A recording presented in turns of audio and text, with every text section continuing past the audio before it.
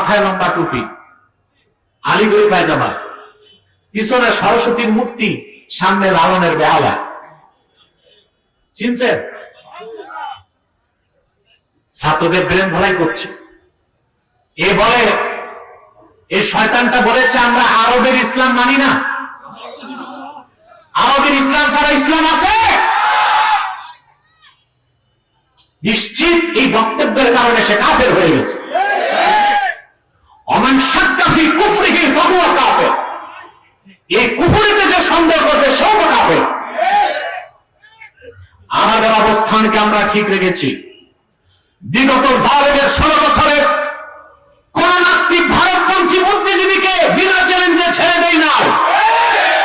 5ই আগস্টের পর থেকে মার্কিন যুক্তরাষ্ট্রের দল বুদ্ধিজীবীদেরকে বিনা চ্যালেঞ্জে ছেড়ে দেয় না। আমাদের মধ্যে অনেকেই ইলমে মারিফতের নূর অন্তরে না থাকার কারণে রাসূলুল্লাহর সম্মান মর্যাদা বুঝি না। একে তো বুঝি না, আবার রাসূলুল্লাহর সম্মান মর্যাদার পক্ষে কথা বললে বেদাত খোঁজার চেষ্টা করে, শিরক খোঁজার চেষ্টা করে। আসলে তার ভিতরেই সব বেদাত, শিরক, মুনাফিকি, গাদ্দারি, ঠিক কিনা বলে? إن الحمد لله نحمده ونستعينه ونستغفره ونعوذ بالله من شرور أنفسنا ومن سيئات أعمالنا.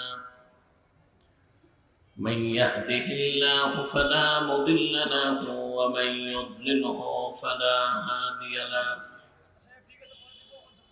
ونشهد أن لا إله إلا الله وحده لا شريك له.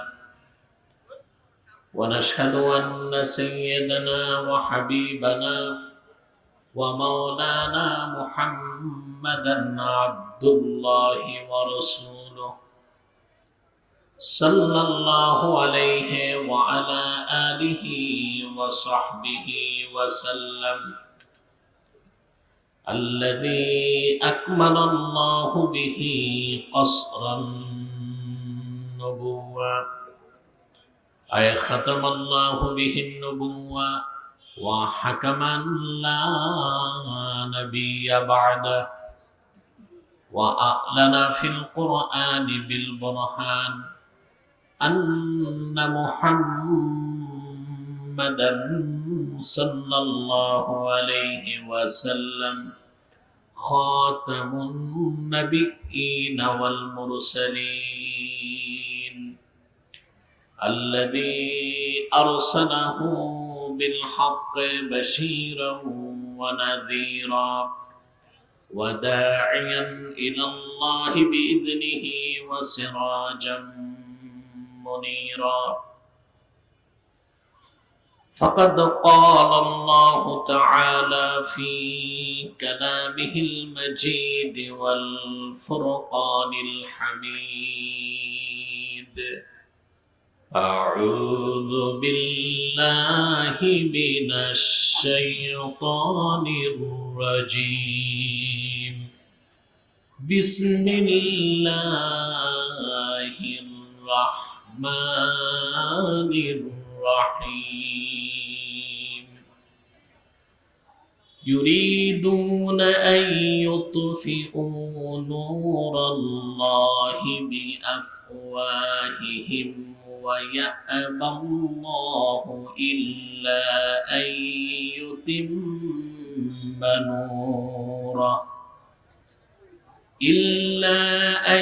يتم نوره ولو كره الكافرون. هو الذي أرسل رسوله بالهدى ودين الحق ليظهره على الدين كله ولو كره المشركون.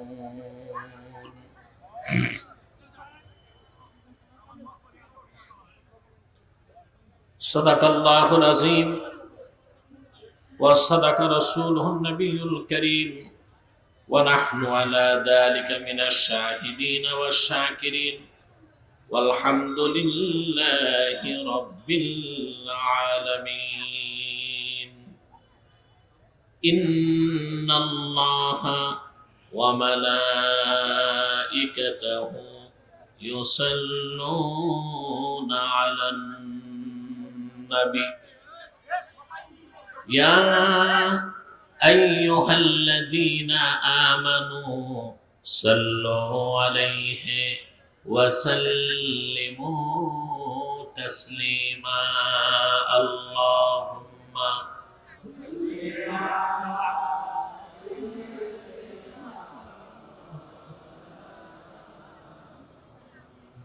وعلى آله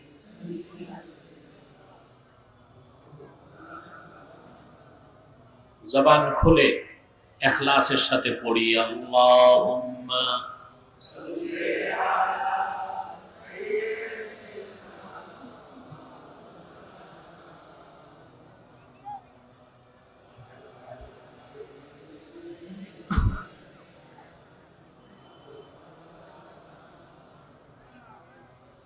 मेरा दिल तड़प रहा है मेरा जल रहा है सीना ये दवा वही मिलेगी मुझे ले चलो मदीना अल्लाहुम्मा सल्ली अला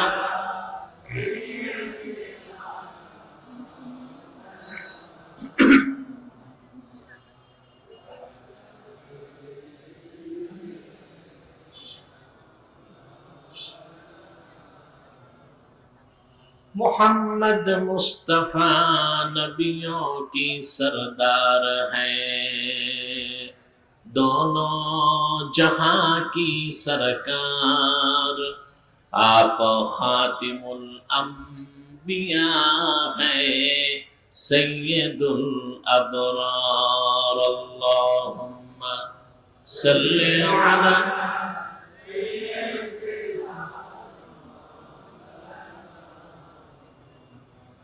وعلى آل سيدنا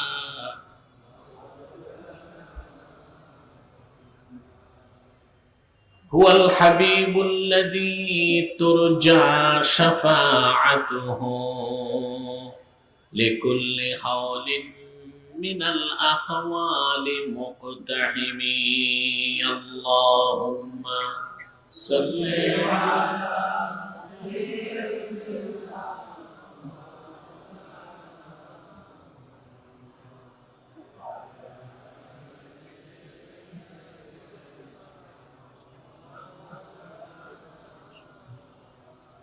محمد رسول الله صلى الله عليه وسلم ختم الله به النبوة وحكما لا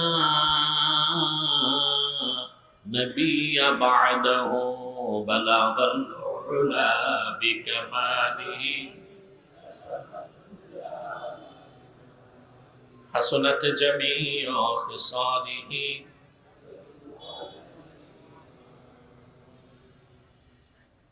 হাদিয়া বাঙ্গাল বাংলাদেশের আধ্যাত্মিক স্থপতি শেখুল মাশায়েখ আল্লামা শাহ সুফি কারামত আলী জৌনপুরী রাহিমাহুল্লাহ 157তম ওয়াফাত বার্ষিকী উপলক্ষে ওনার মাজার শরীফ প্রাঙ্গণে আয়োজিত আজকের ইসলামী মহাসম্মেলনে উপস্থিত উলামায়ে কেরাম, তুলাবায়ে এজাম, নগর জীবনের চরম ব্যস্ততার মধ্যেও আজকের মহতি মাহফিলে যারা উপস্থিত হয়েছেন স্বেচ্ছায় সানন্দে স্বতঃস্ফূর্তভাবে মনের আনন্দে, তাদের সকলকে আমার পক্ষ থেকে হৃদয় নিংড়ানো ভালোবাসা, শুভেচ্ছা এবং অভিনন্দন জ্ঞাপন করছি। সবটুকুন শুকরিয়া আল্লাহ তাআলার জন্য যিনি আমাদেরকে এখানে আসার ও বসার তৌফিক মেহেরবানি করে ভিক্ষা দান করেছেন, সেজন্য আসুন আমরা সকলে একবার অবনত চিত্তে হৃদয়ের আবেগ অনুভূতি উজাড় করে সমবেত কণ্ঠে বলি আলহামদুলিল্লাহ। অগণিত অসংখ্য দরুদ ও সালাম আল্লাহর সৃষ্টির প্রধান আকর্ষণ, বিশ্বসভার সভাপতি, সকল নবী রাসূলগণের মাথার তাজ, শামসুল হিদায়াত, বদরুদ্দুজা, সাইয়্যিদুস সাকালাইন, ইমামুল মুরসালিন, খাতামুন নবিয়্যিন আল মুরসালিন, আফতাবে নবুওয়াত, শাহনশাহে রিসালাত, সরকারে দো জাহাঁ, সুলতানুল মদিনা, নবিয়ুল আম্বিয়া, হুজুরে আকরাম, নূরে মুজাসসাম, নূরুন আলা নূর, সাইয়্যিদিনা হাবিবিনা শফিঈনা মাওলানা মুহাম্মদ সাল্লাল্লাহু আলাইহি ওয়াসাল্লামের উপর আল্লাহ তাবারাকা ওয়া তাআলা যাকে আজ থেকে প্রায় ১৫০০ বছর আগে প্রেরণ করেছেন সর্বশ্রেষ্ঠ ও সর্বশেষ নবী ও রাসূল হিসেবে, যার পরে আজ পর্যন্ত পৃথিবীতে অবশ্যই কোনো প্রকার নবী কিংবা রাসূল অবশ্যই আসে নাই, অবশ্যই এখনো নাই, অবশ্যই কিয়ামত পর্যন্ত আসবে না। সম্মানিত সুধী, আল্লাহর ওলির এই ইসালে সব মাহফিলে এসেছেন। আল্লাহ যাদেরকে ভালোবেসেছেন তাদেরকে এখানে আসার সুযোগ দিয়েছেন, ঠিক কিনা? এতে সন্দেহ আছে? আল্লাহ যখন তার কোনো বান্দাকে ভালোবাসেন, আল্লাহ তখন সে বান্দাকে দ্বীনের শিক্ষা দেন। বুখারী শরীফের হাদিস, রাসূলুল্লাহ সাল্লাল্লাহু আলাইহি ওয়াসাল্লাম ইরশাদ করেছেন, মান ইউরিদিল্লাহু বিহি খাইরান ইউফাক্কিহহু ফিদ-দীন ওয়া ইন্নামা আনা কাসিম ওয়াল্লাহু ইউতি। মান ইউরিদিল্লাহু বিহি খাইরান ইউফাক্কিহহু ফিদ-দীন, আই মান ইউরিদিল্লাহু বিহি খাইরান ইয়াজআলহু ফাকিহান ফিদ-দীন। আল্লাহ যখন তার কোন বান্দাকে পছন্দ করেন, আল্লাহ তার সে বান্দাকে দ্বীনের সমঝ দান করে দ্বীনের সমঝদার বানায় দেন। মাইক সেটিং করো, পরিষ্কার আওয়াজ লাগবে। মাইকম্যান কোথায়? সাউন্ডটা পরিষ্কার করতে হবে, আওয়াজ বেশি দরকার নাই, কম আওয়াজ হোক, পরিষ্কার আওয়াজ চাই। তা আল্লাহ আমাদের পছন্দ করেছেন বলে আসতে পেরেছি, ঠিক না ভাই? এতে আমরা খুশি না বেজা? আমরা এসেছি দ্বীন শিখতে, আল্লাহর ওলির রুহানি তাওয়াজ্জু নিতে। আপনারা ভাবতে পারেন আল্লাহর ওলি তো কবরে আছে, আসলে কি লাভ? কিছু মৌলবী এরকম বিভ্রান্তি ছড়ায়। আল্লাহর ওলি ইন্তেকাল করলে ইবনে আবিদিন শামী লেখেন আল্লাহর ওলির রুহানি ক্ষমতা ৭০ গুণ বাড়ে। কত গুণ? অথচ আমরা কিতাবপত্রের খবর নাই, মূর্খদের মতে বলি যে আল্লাহর ওলি শুয়ে আছে, আসলে কি হবে? এরকম বলার লোক আছে না নাই? এটা জাহালাত, এটা মূর্খতা, এটা অকৃতজ্ঞতা। মোল্লা আলী কারি লেখেন, ইদা তাজাররাদাতিন নুফুসুল কুদসিয়্যাহ মিনাল আলাইকে ইত্তাসালাতিল মালাইল আ'লা। আল্লাহর নেককার বান্দাদের রূহ যখন দেহ পিঞ্জরা থেকে আলাদা হয়, ঊর্ধ্ব জগতে ফেরেশতাদের সাথে মিলিত হয়ে যায়। ফেরেশতা যেমন অসংখ্য জায়গা দেখে, আল্লাহর ওলি রুহানি ভাবে অসংখ্য জায়গা দেখে। সুবহানাল্লাহ। তা আল্লাহর ওলির এখানে আসছেন, লাভ আছে না? কথা বলেন। আবার এসেছেন দ্বীন শিখতে। দ্বীন শিখতে মানুষ যখন বের হয় তো তার মর্যাদা বেড়ে যায়। আপনারা দেখেছেন মাটিতে পা রেখে এসেছেন, আদতি আপনারা আল্লাহর রহমতের ফেরেশতাদের ডানার উপর পা রেখে হেঁটে এসেছেন। ওয়া ইন্নাল মালাইকাতা লাতাদউ আজনিহাতাহা রিদান লিতালিবিল ইলম।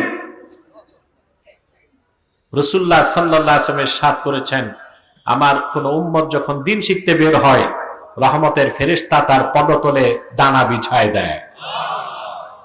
আমরা খুশি সবাই? বেজার শুধু শয়তান। বেজার কে?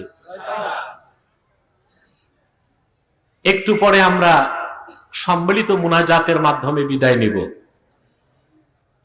যে নিয়ত ঠিক থাকে মুনাজাত কবুল হবে, গুনাহ মাফ হবে। এতে সবচেয়ে ক্ষতিকার শয়তান কি এটা চায়? শয়তান যেটা চায় আপনি চাইবেন না, আপনি যেটা চান শয়তান চাইবে না।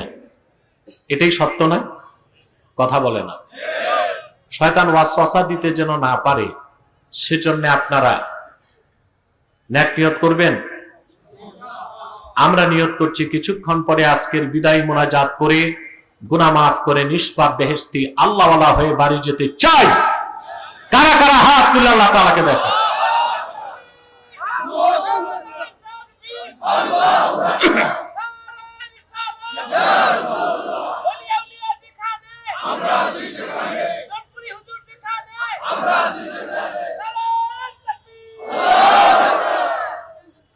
আল্লাহ কবুল করুন, বলুন আল্লাহুম্মা আমিন। যারা দাঁড়িয়ে আছেন, আমি আপনাদের কাছে করজোড়ে অনুরোধ করব, দাঁড়িয়ে না থেকে পিছনে যে বসে যান। দাঁড়ানো লোকগুলো বসে গেলে প্যান্ডেলটা ভরপুর হয়ে যাবে। এই নুরানি মাহফিলের প্যান্ডেল যত সুন্দর করবেন আপনার কবর তত সুন্দর হবে। যান, সামনে যান। আপনাদেরকে বলছি, যা দাঁড়িয়ে আছেন আপনারাও যান। আজকে আমরা তেলাওয়াত করেছি সূরা তাওবা থেকে। বলুন তো কোন সূরা? দুটো আয়াত, 32 এবং 33। এই দুটো আয়াতকে কেন্দ্র করে কিছু কথা আমি আপনাদেরকে শোনাবো ইনশাআল্লাহ। আমাদের বাংলাদেশে অধিকাংশ মুসলমান জীবনের চেয়ে বেশি ইসলামকে ভালোবাসে, কিন্তু পূর্ণাঙ্গ দিন ইসলামের পরিচয় অনেকেরই জানা নাই। ঠিক কিনা? আমার দিকে তাকান। আমাদের বাংলাদেশে অধিকাংশ মুসলমান জীবন থেকে বেশি ইসলামকে ভালোবাসে, কিন্তু পূর্ণাঙ্গ দিন ইসলামের পূর্ণাঙ্গ পরিচয় অনেকেরই জানা নাই। দিন সম্পর্কে সঠিক ধারণা না থাকার কারণে আমরা অনেক বদ্দিন কাজে জড়িত হয়ে যাচ্ছি।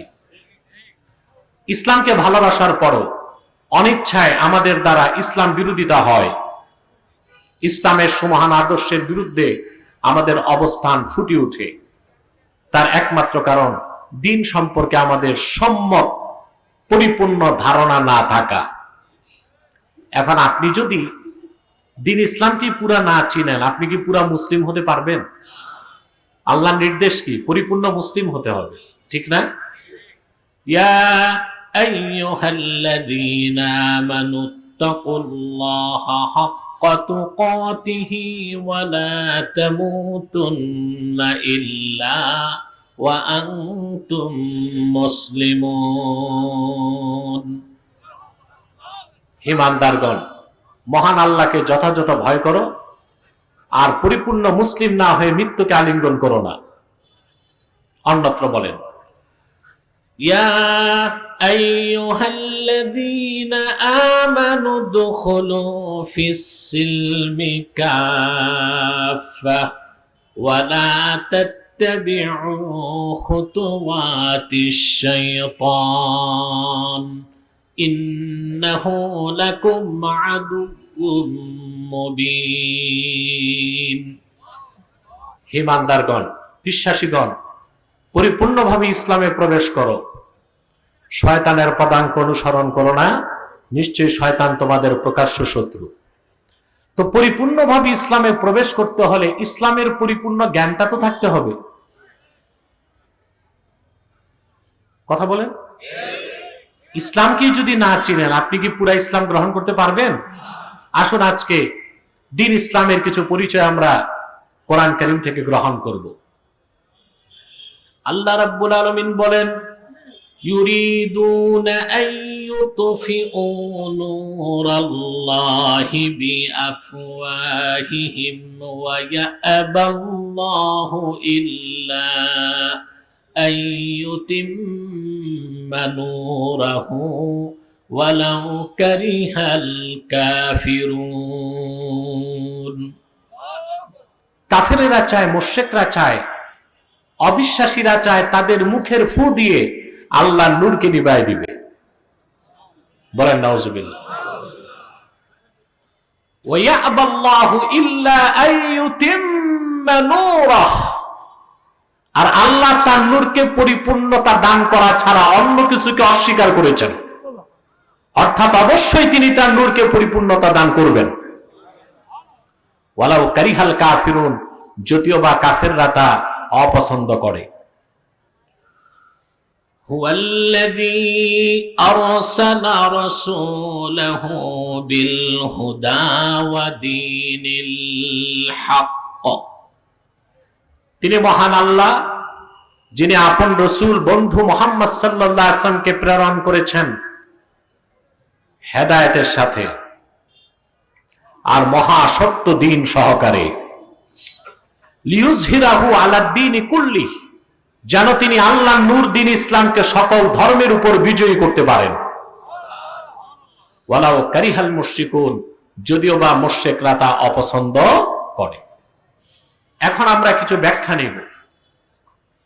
আল্লাহ তাআলা ইসলামকে বলেছেন নূরুল্লাহ, আল্লাহর নূর। সুবহানাল্লাহ বলবেন।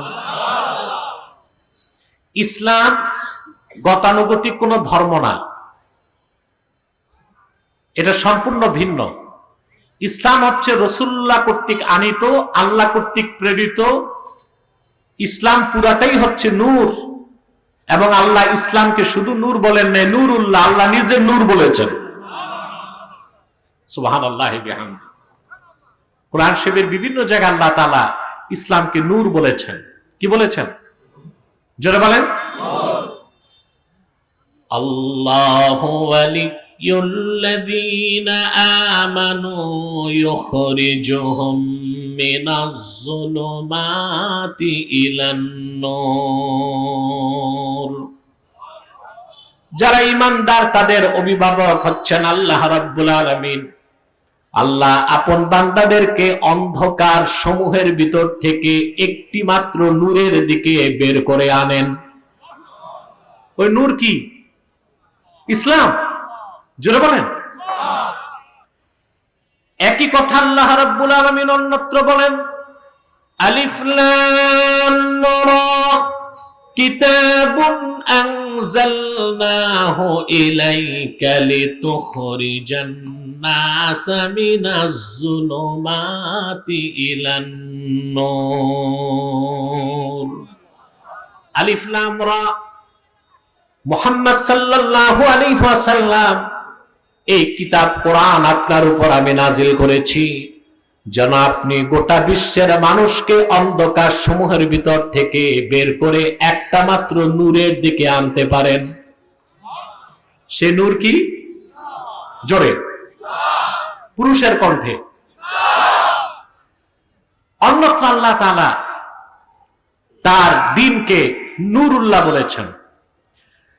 ইউরিদুনা আন ইউতফিউ নূরাল্লাহি বিআফওয়াহিহিম ওয়াল্লাহু মুতিম্মু নূরিহি ওয়ালাউ কারিহাল কাফিরুন। কাফেরেরা চায়, মুশরিকরা চায়, অবিশ্বাসীরা চায় তাদের মুখের ফু দিয়ে আল্লাহর নূরকে নিভায় দিবে। অবশ্যই আল্লাহ তার নূরকে পরিপূর্ণতা দান করবেন, যদিও বা তা কাফেররা পছন্দ করে না। সূরা তাওবাতে একই কথা আল্লাহ তাআলা 32 নম্বর আয়াতের মধ্যে ভিন্ন শব্দে বললেন, ইউরিদুনা আন ইউতফিউ নূরাল্লাহি বিআফওয়াহিহিম ওয়া ইয়াবাল্লাহু ইল্লা أن يتم نوره ولو كره الكافرون। কাফেরেরা, মুশরিকেরা, আল্লাহ তার রাসূলের শত্রু যারা অবিশ্বাসী, তারা চায় তাদের মুখের ফুৎকার দিয়ে আল্লাহর নূরকে নিভায় দিবে। অথচ আল্লাহ সিদ্ধান্ত নিয়েছেন তার নূরকে অবশ্যই পরিপূর্ণতা দান করবেন। আল্লাহ তার নূরকে পরিপূর্ণতা দান করা ছাড়া অন্য সব কিছুকে অস্বীকার করেছেন। এখানে একটা সূক্ষ্ম বিষয় খেয়াল করতেছেন, দুই পাশে কথা না বললে খুশি হই। আর আপনাদের অনেকের বুঝতে পারছে আমি ঘোড়া রোগ আছে, ঘোড়া বসতে পারে না, ঘোড়া বসতে পারে না, দাঁড়ায়া বসবেন না, এটা একটা ঘোড়া রোগ। সামনে যে যদি বসতেন আমাদের পরিবেশটা আরো কত চমৎকার হয়ে যেত। পিছনেও যারা দাঁড়িয়ে আছেন আমি বলবো আল্লাহর হস্তে বসে যান, বসে আদব রক্ষা করলে ইলমের নূর বেশি পাবেন ইনশাআল্লাহ। আল্লাহ তাআলা বললেন কাফিরেরা, মুশরিকেরা চায় তাদের মুখের ফু দিয়ে আল্লাহর নূর নিভায় দিবে। তো মুখের ফু এর কথা আসছে কেন? হাত দিয়ে এটা বলা হয় নাই, মুখের ফু দিয়ে কেন? তার কারণ ইসলামের বিরুদ্ধে যুগে যুগে কাফের মুশরিকদের সকল বক্তব্য হয় মুখ দিয়ে। কি দিয়ে? ইসলাম বিরোধী যত কথা, চক্রান্ত, ষড়যন্ত্র, ন্যারেটিভ, মিথ্যা মতাদর্শ ইসলামের বিপক্ষে সব হয় কি দিয়ে? আর মুখ দিয়ে যা হয় এজন্য বাতাস লাগে। কি লাগে? বাতাস ছাড়া কথা হয়? কথা জাগে মনে। কোথায় জাগে? কথা বলাটাও তো আল্লাহর একটা কুদরত। সুবহানাল্লাহ বলবেন না? আমরা দেখি দুই ঠোঁট ঘর্ষণ হয়, কথা হয়, বিষয়টা কি তাই? কথা জাগে মনে, কথা সাজায় মাথা, ফুসফুস বাতাস সাপ্লাই করে। মানুষের কণ্ঠে আল্লাহ একটা যন্ত্র লাগায় রেখেছেন, ভোকাল কর্ড, ষড়যন্ত্র। কি এটা? ষড়যন্ত্র, কনস্পিরেসি না, ষড়যন্ত্র। এটা পশুকে দেওয়া হয় নাই, এজন্য পশু কথা বলতে। কথা জাগে মনে, কথাকে সাজায় মস্তিষ্ক, ফুসফুস বাতাস সাপ্লাই করে মনের কথা কণ্ঠনালীর মাধ্যমে ষড়যন্ত্রে প্রসেসিং হয়ে দুই ঠোঁটের ঘর্ষণে অক্ষরে রূপ নিয়ে কথা হয়ে যায়। এই কথা বলার জন্য বাতাস লাগে। কি লাগে? বাতাস লাগে। তো ইসলামের বিরুদ্ধে যত কথা, সব তো কথা, সব কি? আল্লাহ এটাই বলেছেন যে এই কাফেরেরা, মুশরিকরা এত নির্ভর যে ওদের কথা দিয়া, ন্যারেটিভ দিয়া, মুখের ফু দিয়া আল্লাহর নূর নিভাইতে চায়, যা কোনোদিন সম্ভব না। সুবহানাল্লাহ বলেন। আল্লাহ বলেছেন যে আল্লাহ তার নূরকে পরিপূর্ণতা দান করা ছাড়া অন্য কিছুকে অস্বীকার করেছেন। আল্লাহ তার নূরকে পরিপূর্ণতা করছেন কিনা? কথা বলে না। দ্বীন ইসলামের দাওয়াত নিয়ে একজন দুইজন নাম, লাখের উপর পয়গম্বর আল্লাহর পক্ষ থেকে এসেছেন, দ্বীনের দাওয়াত দিয়েছেন, দ্বীন পরিপূর্ণ হয় নাই। কিন্তু তোমার নবী, আমার নবী, সৃষ্টিকুলের নবী মুহাম্মদ মুস্তাফা সাল্লাল্লাহু আলাইহি ওয়াসাল্লাম ১৫০০ বছর আগে মাত্র ২৩ বছর দ্বীনের দাওয়াত দিয়েছেন। আল্লাহ রাব্বুল আলামিন তার নূর দ্বীন ইসলামকে পরিপূর্ণ করে দিয়েছেন। রাসূলুল্লাহ সাল্লাল্লাহু আলাইহি ওয়াসাল্লাম ২৩ বছর দাওয়াত দিয়েছেন। শুধু দাওয়াত দিয়েছেন তাই নয়, দ্বীনের পক্ষে তিনি ২৭টি যুদ্ধে নেতৃত্ব দিয়েছেন। রাসূলুল্লাহ সাল্লাল্লাহু আলাইহি ওয়াসাল্লাম নিজে যে যুদ্ধে গিয়েছেন ওটা গাজওয়া। ওটা কি? গাজাওয়াত হয়েছে ২৭টা। সুবহানাল্লাহ বলবেন না? কতটা? বাকিগুলো সারিয়া, জুয়ুশ এবং বুউস। সুবহানাল্লাহি বিহামদিহি। আমার ভাইয়েরা, পূর্বে নবীর পরে নবী আসতো, কারণ থাকতো তিনটা। কয়টা? পূর্বে যত নবী এসেছেন আদম থেকে ঈসা, তারা প্রত্যেকে ছিলেন আঞ্চলিক নবী। এক অঞ্চলে একজন নবী আসতেন, আরেক অঞ্চলের জন্য আরেকজন নবী প্রয়োজন হতো, আল্লাহ পাঠাতেন। সেজন্য দেখা যায় একই সময় দুই দেশে দুই নবী ছিলেন। কেনানে নবী ছিলেন ইয়াকুব, মিশরে নবী ছিলেন তার ছেলে ইউসুফ। ঠিক কিনা? একই যুগে একই দেশে দুই নবী ছিলেন, হারুন, মুসা। হারুন আলাইহিস সালাম বড় ভাই, মুসা আলাইহিস সালাম ছোট ভাই। দুইজনই কি ছিলেন? পূর্বের নবীগণ ছিলেন আঞ্চলিক নবী, একটা অঞ্চলের জন্য। আরেক অঞ্চলে আরেক নবী লাগতো, আল্লাহ পাঠাতেন। কিন্তু আখিরি নবী মুহাম্মদ সাল্লাল্লাহু আলাইহি ওয়াসাল্লামকে আল্লাহ রাব্বুল আলামিন আরব দেশে প্রেরণ করেছেন, মক্কাতুল মুকাররমায় মা আমেনার ঘরে। তিনি শুধু আরববাসীর জন্য আসেন নাই, তিনি গোটা সৃষ্টি জগতের নবী হিসেবে এসেছেন। আল হাবিলিল ফাতাওয়া, এই বিখ্যাত কিতাব ইমাম সুয়ুতি লেখেন, রাসূলুল্লাহ সাল্লাল্লাহু আলাইহি ওয়াসাল্লাম শুধু পৃথিবীর মানুষদের জন্য প্রেরিত হন নাই, বরং জিবরিল, মিকাইল, ইসরাফিল সহ সমস্ত ফেরেশতাদেরও তিনি নবী। শুধু তাই না, তিনি নবীউল আম্বিয়া, 1 লক্ষের উপর পয়গম্বরের নবী। আমাদের মধ্যে অনেকেই ইলমে মারিফতের নূর অন্তরে না থাকার কারণে রাসূলুল্লাহর সম্মান মর্যাদা বুঝি না। একে তো বুঝি না, আবার রাসূলুল্লাহর সম্মান মর্যাদার পক্ষে কথা বললে বেদাত খোঁজার চেষ্টা করে, শিরক খোঁজার চেষ্টা করে।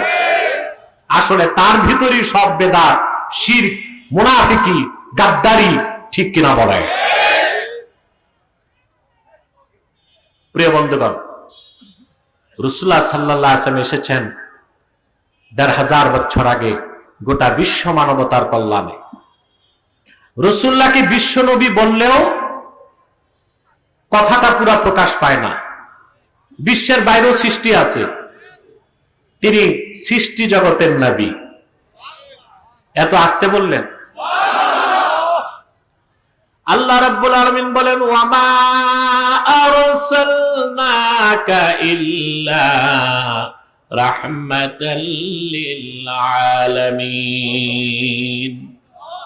প্রিয় হাবিব মুহাম্মদ সাল্লাল্লাহু আলাইহি ওয়াসাল্লাম, গোটা সৃষ্টি জগতের জন্য আপনাকে রহমত হিসেবে পাঠিয়েছি। ইমামে শাওকানি তাফসীর ফাথুল কাদিরে লেখেন, আলামিন কাকে বলে?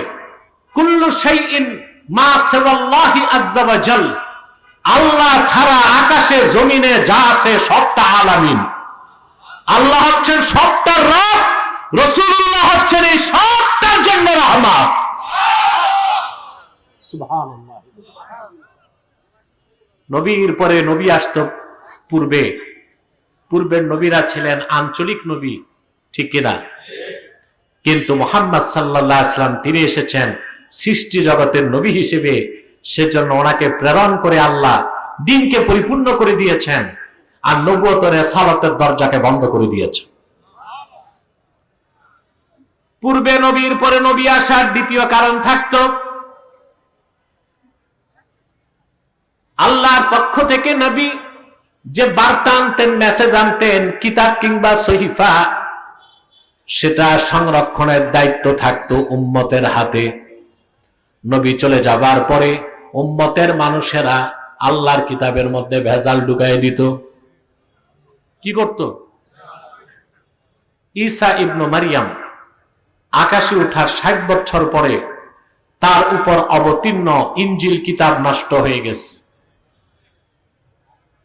মুসা নবীর উপর অবতীর্ণ তাওরাত, বখতে নাসার যখন বাইতুল মুকাদ্দাসে হামলা করেছিল, ৭ লক্ষ ইহুদিকে হত্যা করেছিল। বাইতুল মুকাদ্দাসে হযরত দানিয়াল আলাইহিস সালাম তখন জীবিত ছিলেন, তিনি আত্মগোপন করেছেন। বখতে নাসার তাওরাতের সবগুলো কপি আগুনে জ্বালায় দিছে, সবগুলো কিতাব নষ্ট হয়েছে। এই জন্য আল্লাহর পক্ষ থেকে বার্তা বা মেসেজ আনার জন্য, আসার জন্য নবীর পরে নবী আসতো। কিন্তু আল্লাহ রাব্বুল আলামিন আখিরি নবী মুহাম্মদ সাল্লাল্লাহু আলাইহি ওয়াসাল্লামের মাধ্যমে যে কোরআন পাঠিয়েছেন, এই কোরআন হেফাজতের দায়িত্ব আবু বকর, ওমর, ওসমানকে দেন নাই, আল্লাহ নিজের হাতেই রেখেছেন। আল্লাহ রাব্বুল আলামিন বলেন, ইন্না নাহনু নাযালনা যিকরা ওয়া ইন্না লাহু লাহাফিজুন। নিশ্চয় কোরআন আমি আমার হাবিব মুহাম্মদ সাল্লাল্লাহু আলাইহি ওয়াসাল্লামের উপর আমি আল্লাহ নাজিল করেছি, আর নিশ্চয় কোরআনকে কিয়ামত পর্যন্ত হেফাজত করার দায়িত্ব আমার হাতে রেখেছি। সেজন্য রাসূলুল্লাহকে প্রেরণ করে আল্লাহ দ্বীনকে পরিপূর্ণ করে দিলেন, আর নবুয়তের সালাতের দরজা বন্ধ করে দিলেন। পূর্বে নবীর পরে নবী আসার আরেকটা কারণ থাকতো, একজন নবী দ্বীনের দাওয়াত দিয়ে যেতেন, কিছু বাকি থাকতেই চলে যেতেন। বাকি থাকতেই কথা বলেন। ইমাম রাজি তাফসীর কবিরে লেখেন, ইন তারাকা শাইআম মিনান নাসিহাতি ওয়াল বায়ান ইয়াস্তাদরিকুহু মান ইয়াতি বাদা। একজন নবী দ্বীনের কাজ যতটুকু করে যেতেন, বাকি থাকতো, আরেকজন আসতো বাকিটা ধরতো। কিন্তু আল্লাহ রাব্বুল আলামিন আখিরি নবী মুহাম্মদ সাল্লাল্লাহু আলাইহি ওয়াসাল্লামকে প্রেরণ করে আল্লাহ তার নূর দ্বীন ইসলামকে পরিপূর্ণ করে দিয়েছেন। রাসূলুল্লাহ সাল্লাল্লাহু আলাইহি ওয়াসাল্লাম কিছুই বাকি রেখে যান নাই। 23 বছর তিনি দ্বীনের দাওয়াত দেবার পরে লক্ষাধিক সাহাবীকে সাক্ষী রেখে আল্লাহ কোরআনের আয়াত নাজিল করলেন। আল্লাহর হাবিব ছিলেন আরাফার ময়দানে বিদায় হজ্জের সময়, আসর নামাজের শেষ সময়, মাগরিব নামাজের কিছু আগে। মুফাসসিরদের মতে আল্লাহর হাবিব দুনিয়া থেকে বিদায় নেবার 3 মাস আগে, আর ইমাম খাজেম বলেছেন 81 দিন আগে। আল্লাহ কোরআন নাজিল করে বললেন, আল ইয়াওমা আকমালতু লাকুম দীনাকুম ওয়া আতমামতু আলাইকুম নি'মাতি ওয়া রাদিতু লাকুমুল ইসলাম দীনা। আজ আমি তোমাদের জন্য দ্বীন ইসলামকে পরিপূর্ণ করে দিলাম, তোমাদের উপর আমার নেয়ামতকে পরিসমাপ্ত করলাম, আর একমাত্র দ্বীন ইসলামকে আমি আল্লাহ স্বীকৃতি দিলাম। সুবহানাল্লাহ। প্রিয় বন্ধুগণ, আল্লাহ রাসূল সাল্লাল্লাহু আলাইহি সাল্লাম ১৫০০ বছর আগে এসেছেন, আল্লাহ দ্বীন পরিপূর্ণ করে দিয়েছেন, কিছুই বাকি আর রইল না। সেজন্য রাসূলুল্লাহকে প্রেরণের পরে, দ্বীনকে পরিপূর্ণ করার পরে নবুয়তের সালাতের দরজা আল্লাহ চিরতরে বন্ধ করে দিয়েছেন। ওনার পরে আজ পর্যন্ত কোন প্রকার ই নবী কিংবা রাসূল অবশ্যই আসে নাই, এখনো নাই, কিয়ামত পর্যন্ত আসবে না। প্রিয় বন্ধুগণ, দ্বীন ইসলামের দাওয়াত নিয়ে লক্ষাধিক পয়গম্বর আসছেন, দ্বীন পরিপূর্ণ হয় নাই। মুহাম্মদ সাল্লাল্লাহু আলাইহি সাল্লামকে ১৫০০ বছর আগে প্রেরণ করে দ্বীনকে আল্লাহ পরিপূর্ণ করে দিলেন। সেই দ্বীনকে আল্লাহ বললেন নূরুল্লাহ, আল্লাহর নূর। সুবহানাল্লাহ বলেন। কার নূর? কার নূর? সুবহানাল্লাহ। একটি কথা কি বলা যায়, লাখের উপর পয়গম্বর হাজার হাজার বছর দ্বীনের দাওয়াত দিয়েছেন, দ্বীন পরিপূর্ণ হয় নাই। আখিরি নবী মুহাম্মদ সাল্লাল্লাহু আলাইহি ওয়াসাল্লাম ১৫০০ বছর আগে মাত্র 23 বছর দ্বীনের দাওয়াত দিয়েছেন। তাহলে লাখের উপর পয়গম্বরের মেহনত আর দাওয়াত এক পাল্লায় দিলেও আল্লাহর আখিরি নবী মুহাম্মদ সাল্লাল্লাহু আলাইহি ওয়াসাল্লামের মেহনতের ওজন বেশি হয়ে যাবে। সুবহানাল্লাহ। আল্লাহ তার নূরকে পরিপূর্ণ করে দিলেন, পরিসমাপ্ত করে দিলেন। দ্বীন ইসলামকে আল্লাহ বলেছেন নূর, আল্লাহ নূর। বলেন সুবহানাল্লাহি বিহামদিহি। এখন যে কথাটি ভালো করে বুঝতে হবে, এই দ্বীন ইসলামকে আল্লাহ তাআলা পরিপূর্ণ করে তার নূরকে পরিপূর্ণ করে দিয়েছেন। এই দ্বীনকে আল্লাহ সকল ধর্ম মতাদর্শের উপর বিজয়ী করে দিয়েছেন, যা পরের আয়াতে আল্লাহ তাআলা বলেন, হুয়াল্লাযী আরসালা রাসূলাহু বিল হুদা ওয়া দীনিল হাক্কি লিইয়ুযহিরাহু আলাদ দীনি কুল্লিহি ওয়ালাউ কারিহাল মুশরিকুন। আল্লাহ পাক বলেন, তিনি তো সেই আল্লাহ যিনি মুহাম্মদ সাল্লাল্লাহু আলাইহি ওয়াসাল্লামকে প্রেরণ করেছেন হেদায়েতের সাথে আর মহাসত্য দিন সহকারে। ইসলামের দুইটা বিশেষণ এখানে আল্লাহ উল্লেখ করলেন দুই আয়াতে। প্রথম আয়াতে বললেন ইসলাম হচ্ছে নূরুল্লাহ, আল্লাহর নূর। দ্বিতীয় আয়াতে বললেন দ্বীনে হক, একমাত্র সত্য দিন হচ্ছে ইসলাম। কেন? লিইয়ুযহিরাহু আলা দ্বীনি কুল্লিহি, যেন মুহাম্মদ সাল্লাল্লাহু আলাইহি সাল্লাম আল্লাহ কর্তৃক প্রেরিত দ্বীন ইসলামকে সকল দিন বা ধর্মের উপর বিজয়ী করতে পারেন। বলেন সুবহানাল্লাহ। আল্লাহ তার রাসূলের দ্বীনকে বিজয়ী করছেন কিনা? দ্বীন ইসলাম ১৫০০ বছর আগে পরিপূর্ণ হয়ে গেছে। দ্বীন ইসলাম ১৫০০ বছর আগে বিজয় লাভ করেছে। আমার দেশে অনেক পীর সাহেব, অনেক আলেম কথায় কথায় বলে আমাদেরকে ভোট দিবেন তো ইসলাম বিজয়ী হবে। কথাটা কি সঠিক? আরে ভাই, তোমার হার আর জিতের সাথে ইসলামের বিজয়ের কি সম্পর্ক? ইসলাম তো আল্লাহ হাবিবের মাধ্যমে বিজয়ী হয়ে গেছে।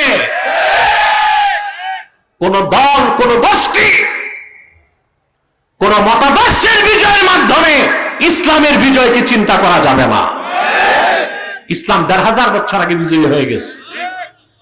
এখন হচ্ছে আমাদের বিজয়, মুসলমানের। আমরা এটা বলতে পারি যে আমাদেরকে বিজয়ী করলে, ভোট দিলে বাংলাদেশের মুসলমান বিজয়ী হবে। ইসলামের বিজয় আর মুসলমানের বিজয় এক জিনিস। তাহলে আমরা কথা বলতে যে কতটা ভুল কথা বলি, যা সম্পূর্ণ কোরআন শরীফের আয়াতের সাথে সাংঘর্ষিক, ঠিক কিনা? ইসলাম ১৫০০ বছর আগে বিজয়ী হয়ে গেছে। ইসলামের কোনো পরাজয় নাই।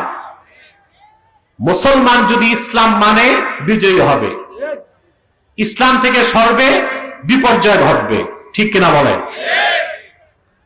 সেজন্য বলি ভাইয়েরা, আল্লাহ রাব্বুল আলামিন তার আখিরি নবী মুহাম্মদ সাল্লাল্লাহু আলাইহি ওয়াসাল্লামের মাধ্যমে ১৫০০ বছর আগে দ্বীন ইসলামকে বিজয়ী করে দিয়েছেন।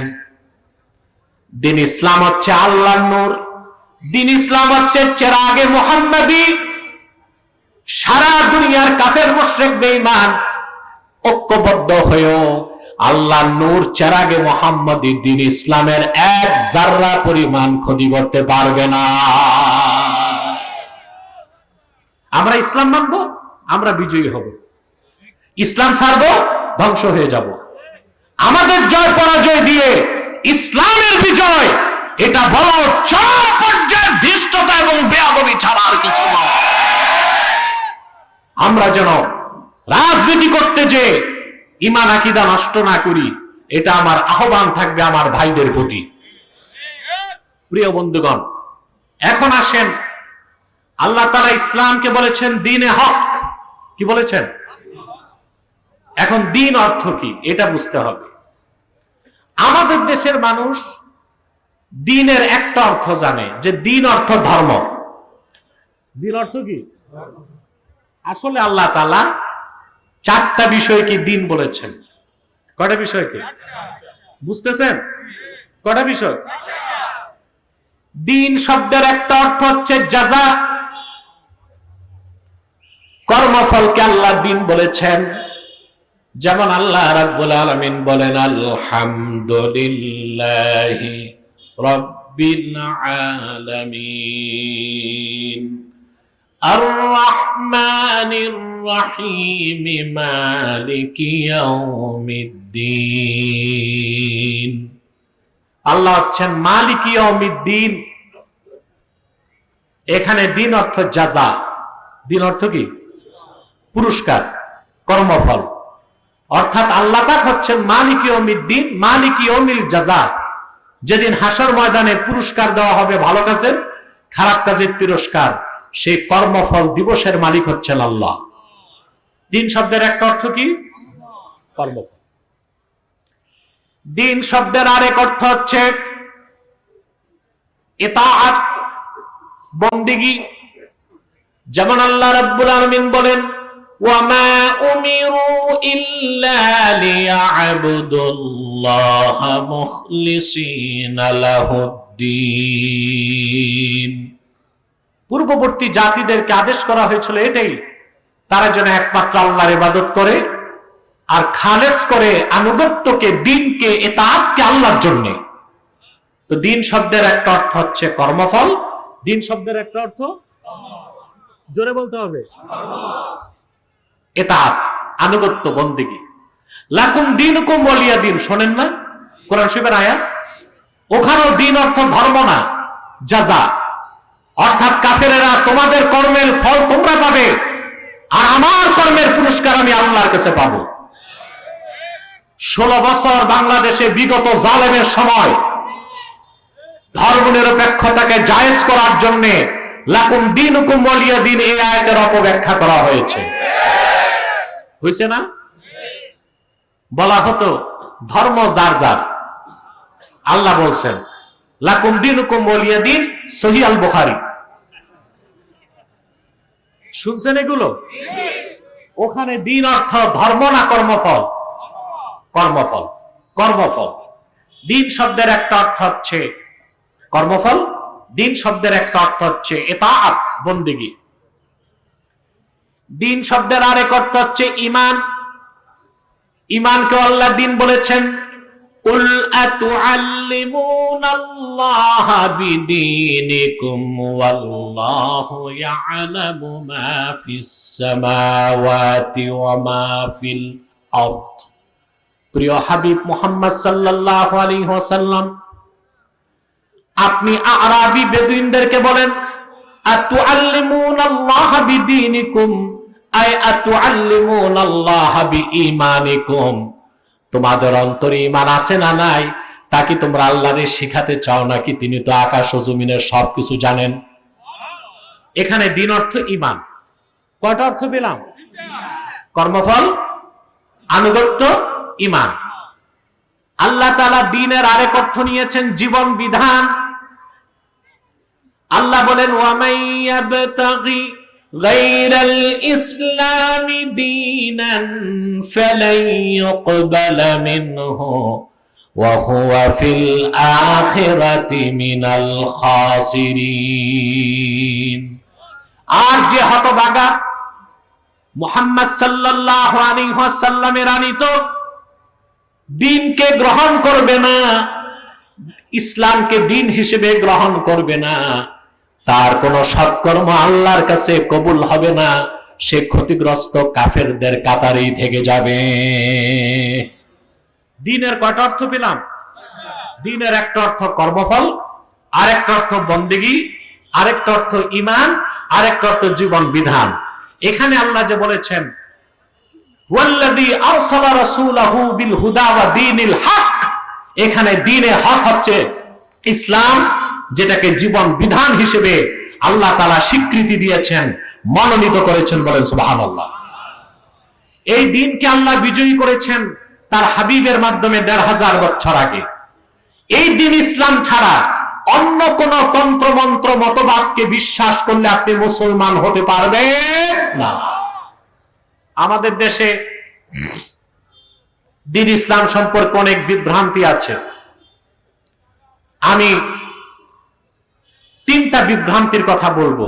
ইসলাম সম্পর্কে সঠিক ধারণা নাই আমাদের। একদল ডানপন্থী বুদ্ধিজীবী বের হয়েছে এখন বাংলাদেশে।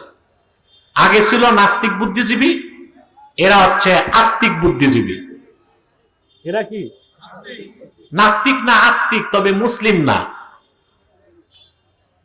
নাস্তিক না আস্তিক, তবে মুসলিম না। এরা মানুষকে উদ্বুদ্ধ করে, ঢাকা বিশ্ববিদ্যালয়ের ছাত্রদের ব্রেন ধোলাই করে যে আমরা সুফিবাদী ইসলাম বিশ্বাস করি। নাউজুবিল্লাহ বলবেন না? তাহলে কি বোঝা যায় ইসলামের ভার্সন আছে, প্যাটার্ন আছে? মানুষ যেটা বানায় সেটার ভার্সন থাকে, মানুষ যেটা বানান সেটার প্যাটার্ন থাকে। ইসলাম তো মানুষ বানায় নাই, ইসলাম হচ্ছে আল্লাহ রসুল কর্তৃক আনিত, আল্লাহ কর্তৃক প্রেরিত। ইসলামের কোনো ভার্সন নাই, কোনো প্যাটার্ন নাই।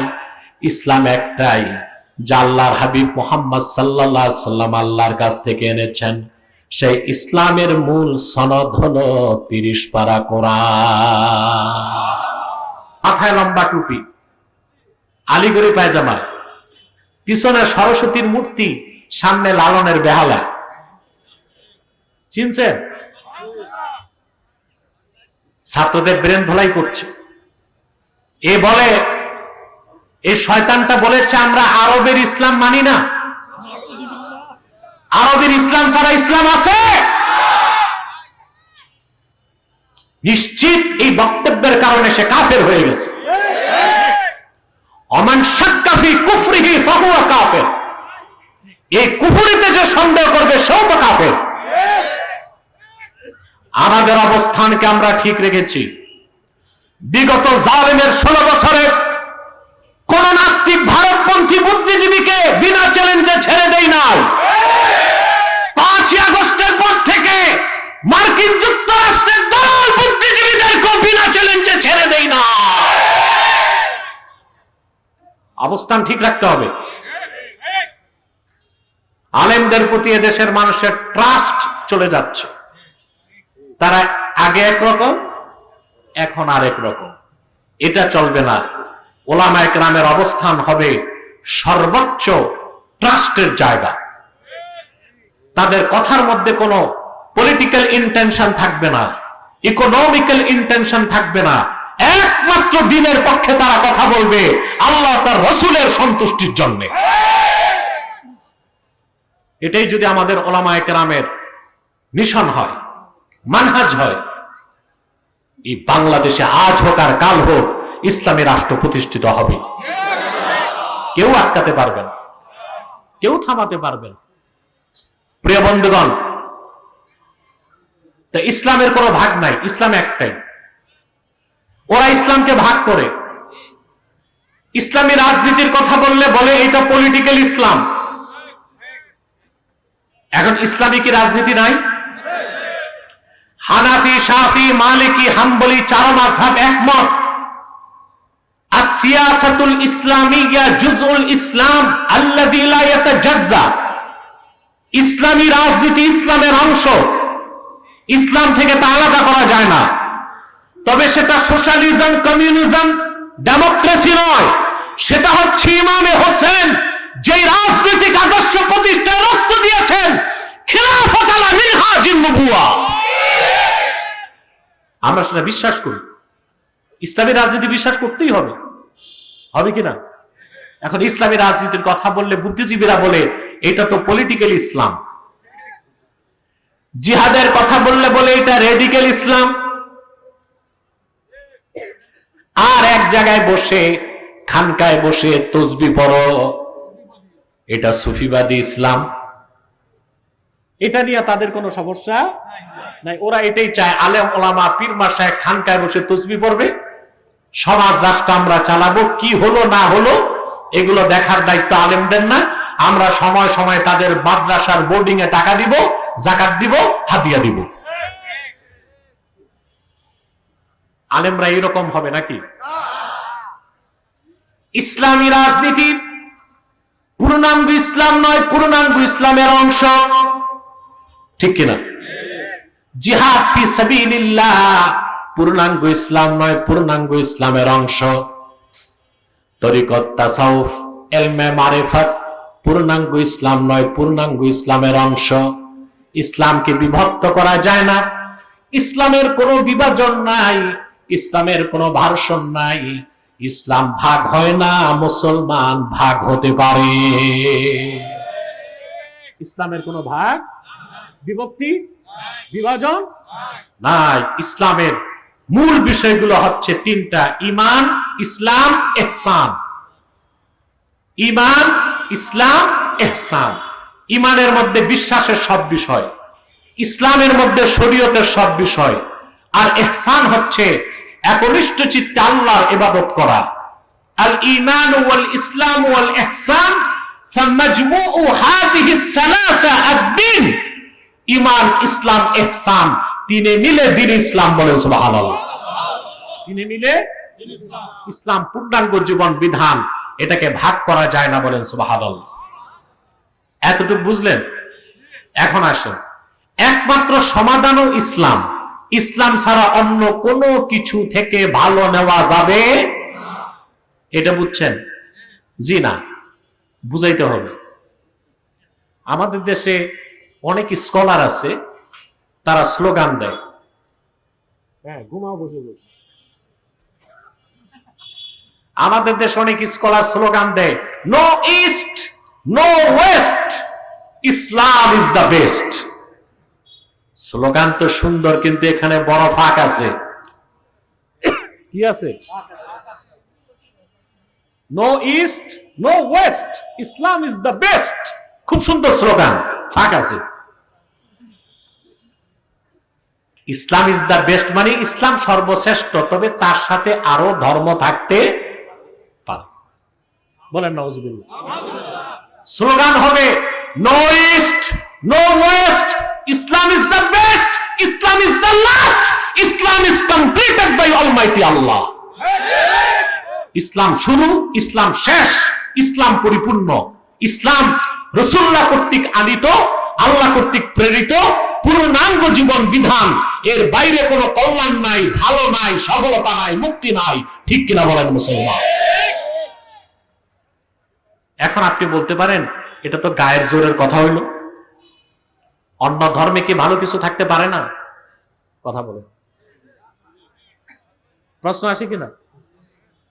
যেমন ইউরোপ আমেরিকার দার্শনিকগণ তিনটা ধর্মকে সেমেটিক রিলিজিয়ন বলে। কয়টা? সেমেটিক। সেমেটিক আসমানকে বলা হয় আরবিতে সামা, সামা থেকে সেমেটিক, অর্থাৎ যে ধর্মগুলো ঐশ্বরিক, আল্লাহর পক্ষ থেকে এসেছে। হিন্দু ধর্মকে তারা সেমেটিক ধর্ম বলে না, বৌদ্ধ ধর্মকে সেমেটিক ধর্ম বলে না, বলে ইসলাম আর এর আগে খ্রিস্টান ধর্ম এবং ইহুদি ধর্ম, এগুলো হচ্ছে সেমেটিক ধর্ম।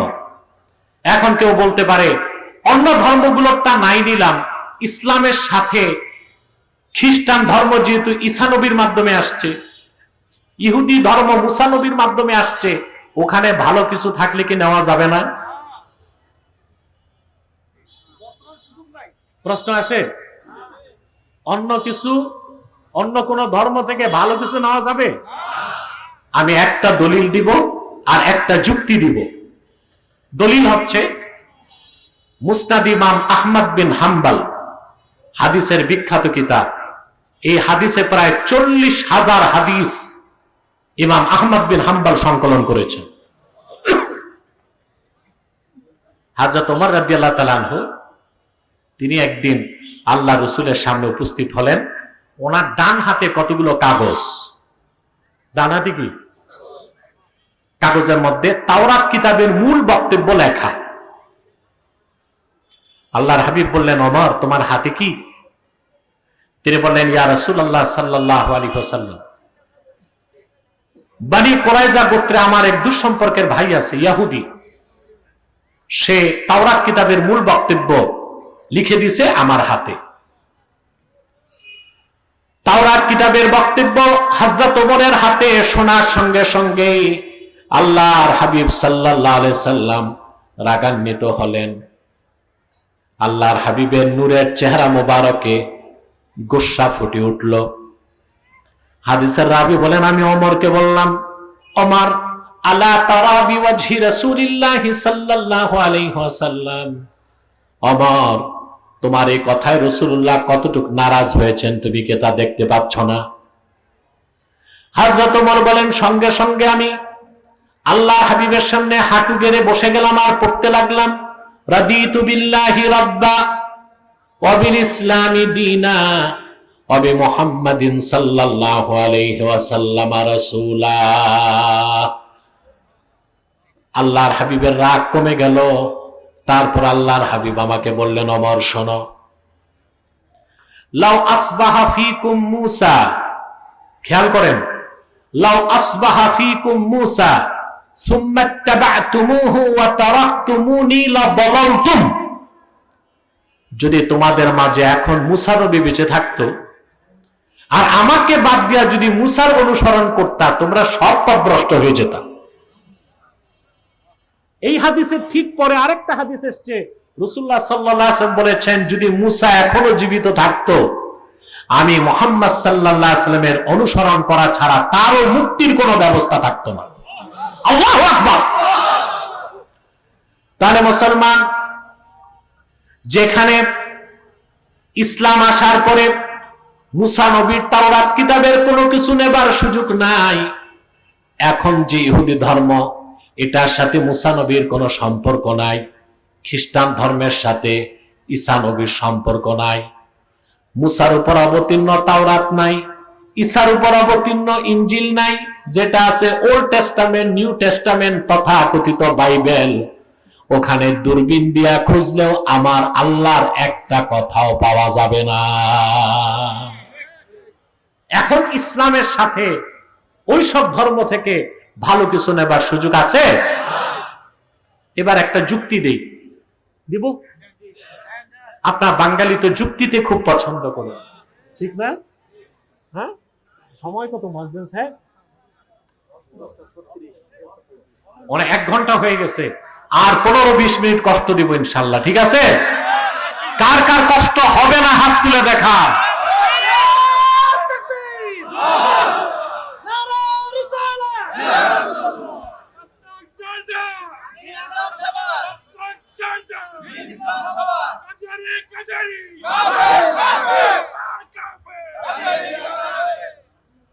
সম্মানিত সুধী, এবার একটা যুক্তি দিচ্ছি আপনাদেরকে। পৃথিবীতে সবচেয়ে এক্সপেন্সিভ ট্রিটমেন্ট হচ্ছে ক্যান্সারের ট্রিটমেন্ট। ক্যান্সার রোগীকে দেওয়া হয় কেমোথেরাপি, এটা জানেন? খুব দামি বিদেশি কেমোথেরাপি, এক বোতলের দামই 70,000 80,000 টাকা। এখন আপনি কেমোথেরাপির ঔষধ কিনেছেন 1 বোতল, ওখানে মেয়াদ আছে 2025 23 নভেম্বর রাত 12টা, ঠিক আছে? 2025 23 নভেম্বর রাত 12টা পর্যন্ত মেয়াদ আছে। 2025 23 নভেম্বর রাত 1টায় ওই 1 শিশি কেমোথেরাপির দাম কত? কারণ মেয়াদ উত্তীর্ণ হয়ে গেছে, ডেট ফেল। ডেট কি? ইসলাম চলে এসেছে, মুসা নবীর আনিত শরীয়ত মেয়াদ উত্তীর্ণ হয়ে গেছে, ঈসা নবীর আনিত শরীয়তের মেয়াদ উত্তীর্ণ হয়ে গেছে। এখন আল্লাহর কাছে একটাই দিন মনোনীত, তা হচ্ছে আল্লাহর হাবিবের আনিত দিন ইসলাম। এই দিনকে আল্লাহ মহাবিজয়ী করে দিয়েছেন সকল মতবাদের উপর, মতাদর্শের উপর। এখন একমাত্র ইসলামের অনুসরণী মুক্তি এবং কল্যাণ, এর বাইরে মুক্তি ও কল্যাণের কোনো ব্যবস্থা ঠিক কিনা? আল্লাহ রাব্বুল আলামিন সে কথাটিকে স্পষ্ট করে দিয়েছেন, হুয়াল্লাযী আরসালা রাসূলাহু বিল হুদা ওয়া দীনিল হাক্কি লিইয়ুযহিরাহু আলাদ দীনি কুল্লিহি ওয়ালাউ কারিহাল মুশরিকুন। মুহাম্মদ সাল্লাল্লাহু আলাইহি ওয়াসাল্লামকে আল্লাহ প্রেরণ করেছেন মহাসত্য দিন এবং হেদায়েতের সাথে, যেন তিনি দিন ইসলামকে সকল দিনের উপর বিজয়ী দান করেন। আল্লাহ তার হাবিব মুহাম্মদ সাল্লাল্লাহু আলাইহি ওয়াসাল্লামের আনিত আল্লাহ কর্তৃক প্রেরিত দিনকে সকল ধর্ম মতবাদের উপর বিজয়ী করে দিয়েছেন, বলেন সুবহানাল্লাহ। আমরা সৌভাগ্যবান, সেই দিনকে আমরা গ্রহণ করতে পেরেছি, ঠিক কিনা? এই দিনকে বিশ্বাস, দিন মোতাবেক চলার মধ্যে আমাদের কল্যাণ নিহিত, নাজাত নিহিত, মুক্তি নিহিত। এর বাইরে আমাদের কোনো মুক্তির সফলতার কোনো ব্যবস্থা আছে? আছে? দুনিয়াতেও বিজয় নাই, আখিরাতেও মুক্তি নাই। আল্লাহ রাব্বুল আলামিন কোরআন কারীমে বলে দিয়েছেন, وَمَن يَتَوَلَّ اللَّهَ وَرَسُولَهُ وَالَّذِينَ آمَنُوا فَإِنَّ حِزْبَ اللَّهِ هُمُ الْغَالِبُونَ। আর যারা মহান আল্লাহকে অভিভাবক হিসেবে গ্রহণ করে মুহাম্মদ সাল্লাল্লাহু আলাইহি ওয়াসাল্লামকে অভিভাবক হিসেবে গ্রহণ করে আর মুমিনদেরকে বন্ধু বানায়, তারা আল্লাহর দল, আর আল্লাহর দল মহা বিজয় লাভ করবে। বলেন সুবহানাল্লাহ। আমাদের অভিভাবককে এবং আল্লাহর রাসূল। আমাদের অভিভাবককে এবং আল্লাহর রাসূল। হযরত ওমর বলেছেন, আল্লাহু ওয়া রাসূলুহু মাওলা মান লা মাওলা লাহু। যাদের কোনো অভিভাবক নাই অর্থাৎ মুসলমান, তাদের অভিভাবক হচ্ছেন স্বয়ং আল্লাহ ও আল্লাহর রাসূল। বলেন সুবহানাল্লাহ। কিয়ামত তক আল্লাহ ওনার অভিভাবকত্বকে পালন করবেন। কিয়ামত তক রাসূলুল্লাহ ওনার অভিভাবকত্বকে পালন করবেন। সুবহানাল্লাহ বলবেন। মুসা নবী বিদায় নিয়েছেন, বনী ইসরায়েলের অভিভাবকত্ব আর নেন নাই। ঈসা নবী আকাশে উঠেছেন, বনী ইসরায়েলের অভিভাবকত্ব নেন নাই। কিন্তু মুহাম্মদ সাল্লাল্লাহু আলাইহি ওয়াসাল্লাম ১৫০০ বছর আগে দুনিয়ার থেকে বিদায় নিয়েছেন। হায়াতুন নবী হিসেবে জান্নাতুল ফেরদাউস রওজা মুবারকে বিশ্রাম নিয়েছেন। তিনি এক মুহূর্তের জন্য উম্মতে মুহাম্মাদীর অভিভাবকত্ব ছাড়েন নাই। আল্লাহ রাসূল হায়াতুন নবী, এটা বিশ্বাস করেন? রাসূলুল্লাহ হায়াতুন নবী, এটা যে বিশ্বাস করবে না, খোদার কসম সে কাফের, মুসলমান নয়। ওটা মুসলমান হইতে পারে না, ঠিক কিনা? অপব্যাখ্যা করে বলে, আল্লাহ না বলছেন ইন্নাকা মাইয়িতুন ওয়া ইন্নাহুম মাইয়িতুন। হে রাসূল, আপনি মৃত্যুর স্বাদ নিবেন আর আপনার উম্মত তারাও মৃত্যুর স্বাদ নিবে। কথা তো ঠিক আছে, মৃত্যুর স্বাদ নিলেই কি মৃত বলতে হবে? শহীদরা কি মৃত্যুর স্বাদ নেয় নাই? কথা বলেন। শহীদদের মৃত বলা যাবে? ঈমান থাকবে? লা তাকুলু লিমান ইউকতাল ফি সাবিলিল্লাহি আমওয়াত বাল আহইয়াউ ওয়ালাকিন লা তাশউরুন। যারা আল্লাহর পথে শহীদ হয়, মৃত্যুর স্বাদ নিয়েছে, তোমরা তাদের মৃত বলো না, তারা জীবিত। বাল আহইয়াউ ইনদা রাব্বিহিম ইরযাকুন, তারা আল্লাহর কাছ থেকে রিজিক প্রাপ্ত হয়। বলেন সুবহানাল্লাহ। শহীদদের যদি মুর্দা বলা না যায়, আল্লাহর নবীদের মুর্দা বলা যাবে? ঈমান থাকবে? আর যিনি সমস্ত নবী রাসূলগণের নবী, সরওয়ারে কায়নাত রাহমাতুল লিল আলামিন মুহাম্মদ সাল্লাল্লাহু আলাইহি ওয়াসাল্লাম, তিনি জিন্দা নবী, এই কথা যে বিশ্বাস করে না, সে নাফরমান, জিন্দিক, প্রতারক, বেঈমান।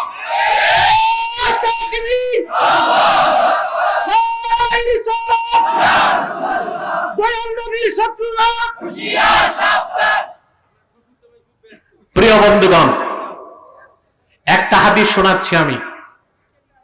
হাদিসটি ইমাম বাইহাকি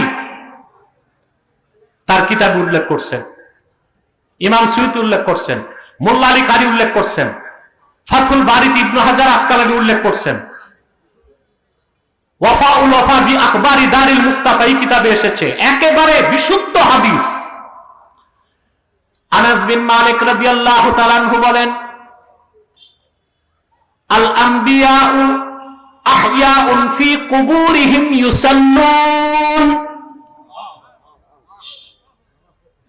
আল আম্বিয়াউ আহইয়াউন ফি কুবুরিহিম ইউসাল্লুন। আল্লাহর নবীগণ কবরে জিন্দা নামাজ আদায় করে। ইন্নাকা মাইয়িতুন ওয়া ইন্নাহুম মাইয়িতুন, এটার অর্থ তো বুঝো নাই তুমি, বুঝতে হবে, পড়তে হবে। রাসূলুল্লাহ শানের খেলাফ এক চুল পরিমাণ বেয়াদবি যে করবে, সে মুসলমান থাকতে পারে না। পারে? শুধু কি তাই? রাসূলুল্লাহ সাল্লাল্লাহু আলাইহি ওয়াসাল্লাম ইরশাদ করেছেন, মুসলিম শরীফের হাদিস, আল্লাহ রাসূল বলেছেন, মারারতু বি মূসা লাইলাতা উসরিয়া বি ইনদাল কাসীবিল আহমার ওয়া হুয়া কাঈমুন ইউসাল্লি ফি কবরিহি। মেরাজের রাতে আমি মূসাকে দেখলাম মিশরের কাসিবুল আহমার, লাল উপত্যকায় দেখেছি আমি মুসাকে তার কবরের উপর দাঁড়ায় নামাজ পড়তেছে।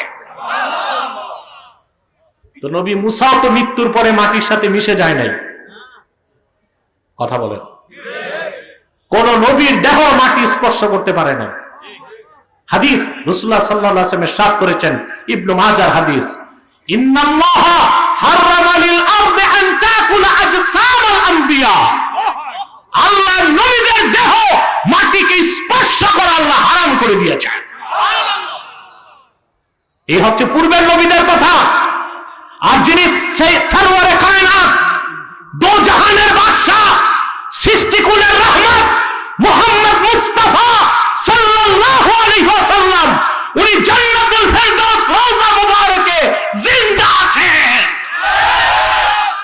উম্মতের সালাম শোনেন, নিজের নূরের জবানে সালামের উত্তর দেন। তাকবীর, নারে রিসালাত, জিন্দা নবী যেখানে দয়াল নবীর দুশমন।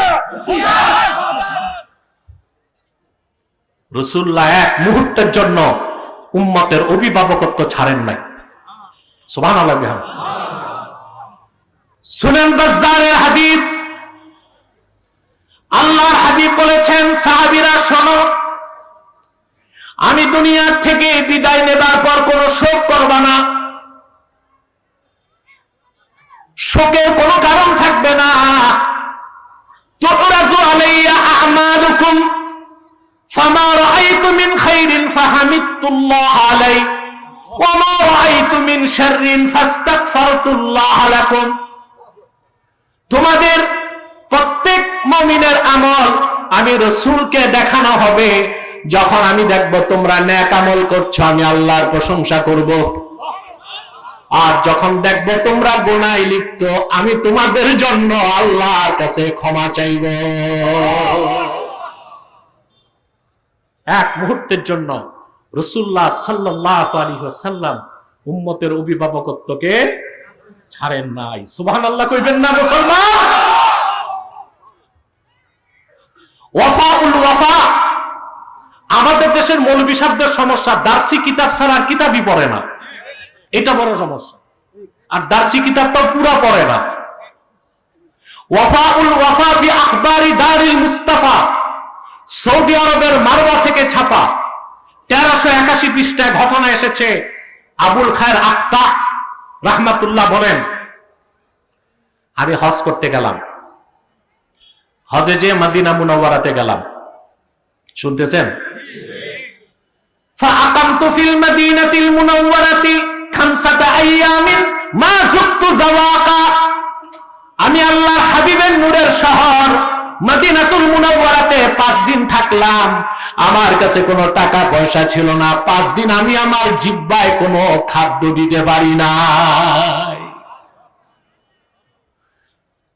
পরিশেষে তিনি আল্লাহর হাবিবের জান্নাতুল ফেরদাউস রওজা মুবারকের সামনে যে আল্লাহর হাবিবের কদমের সামনে দাঁড়ায় বললেন, আনা দাইফুকা ইয়া রাসূলুল্লাহ, আল্লাহর হাবিব, আমি আপনার নগণ্য মেহমান।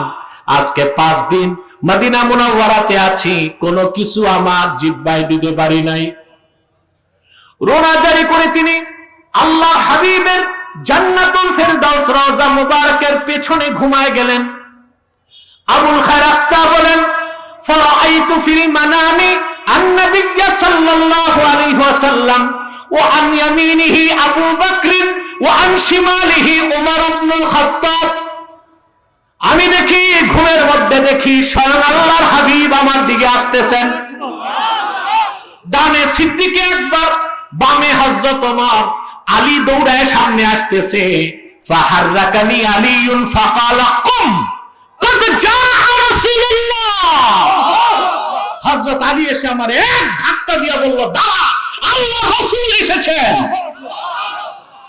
আমি দাঁড়িয়ে গেলাম। ফাআতানি রাসূলুল্লাহ সাল্লাল্লাহু আলাইহি ওয়াসাল্লাম রাগীফা, আল্লাহর হাবিব আমার হাতে একটা রুটি তুলে দিলেন। স্বপ্নে খেতে লাগলাম, রুটি জীবনে খাই নাই। এমন সুন্দর গ্রান কোন রুটি জীবনে সঙ্গী নাই। অর্ধেক রুটি খাওয়ার পর ঘুম ভেঙে গেল, চোখ খুলে দেখি আবার হাতে রাসূলুল্লাহর দেওয়া রুটির অর্ধেকটা তখনও রয়ে গেছে।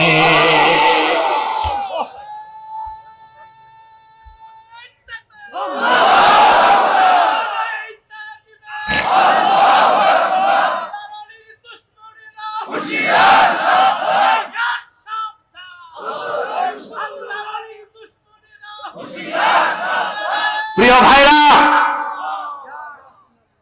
ইয়াজিদের সৈন্যরা যখন মদিনা মুনাওয়ারাতে হামলা করেছিল, শুনছেন না? মদিনা শরীফে হামলা করছিল না ইয়াজিদ, ইয়াজিদের লোকজন। এই জন্য ইয়াজিদকে আমি মুসলমান মনে করি না, কাফের মনে করি।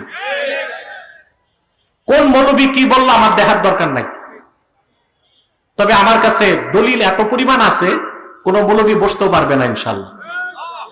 আমার লেকচার আছে 1 ঘন্টা, দেখবেন ইয়াজিদের ব্যাপারে। হযরত মুয়াবিয়াকে নিয়ে আমাদের কোনো প্রশ্ন নাই, কিন্তু ইয়াজিদকে আমরা বেঈমান মনে করি। মদিনা মুনাওয়ারায় সে তার বাহিনী পাঠিয়েছিল। এত কঠিন হামলা হয়েছিল মদিনাতুল মুনাওয়ারায়, মসজিদ নববীতে 3 দিন আজান হয় নাই। কয়দিন? হযরত সাঈদ ইবনুল মুসাইয়্যিব বলেন, সুবহানাল্লাহ, সাঈদ ইবনুল মুসাইয়্যিব বলেন, লাম ইয়াতি ওয়াক্তু সালাতিন ইল্লা সামি'তুল আযান মিন কবরি রাসূলিল্লাহ সাল্লাল্লাহু আলাইহি ওয়াসাল্লাম। 3 দিন মসজিদ নববীতে আযান দেবার কেউ ছিল না, আমি মসজিদ নববীতে পালায়েছিলাম। নামাজ কিভাবে পড়বো, আযান তো শোনা যায় না, কিন্তু প্রত্যেক নামাজের সময় আমি আল্লাহ রাসূলের জান্নাতুল ফেরদাউস রওজা মোবারক থেকে আযান শুনেছি। রাসূলুল্লাহ সাল্লাল্লাহু আলাইহি সাল্লাম এক মুহূর্তের জন্য উম্মতের অভিভাবকত্বকে ছাড়েন নাই। ওনার আনিত দ্বীন ইসলামকে আল্লাহ পরিপূর্ণ করে দিয়েছেন, মহাবিজয় করে দিয়েছেন, ঠিক কিনা বলেন? সেই দ্বীন বিশ্বাস আর মানার মধ্যেই আমাদের নাজাত, ঠিক কিনা বলেন ভাই? ঠিক কিনা বলেন ভাই? অতএব আল্লাহ হাবিব মুহাম্মদ সাল্লাল্লাহু আলাইহি সাল্লামের খাঁটি উম্মত হিসেবে ১৫০০ বছর আগে রেখে যাওয়া আমার দ্বীন ইসলামকে মেনে আমরা পৃথিবীতে কল্যাণ, পরকালে মুক্তি চাই। রাজি আছেন? আল্লাহর হাবিব সাল্লাল্লাহু আলাইহি সাল্লামের উম্মতের যারা আউলিয়া ওলি, তারা হচ্ছে এই পৃথিবীতে আল্লাহর পক্ষ থেকে নিদর্শন, বলেন সুবহানাল্লাহ।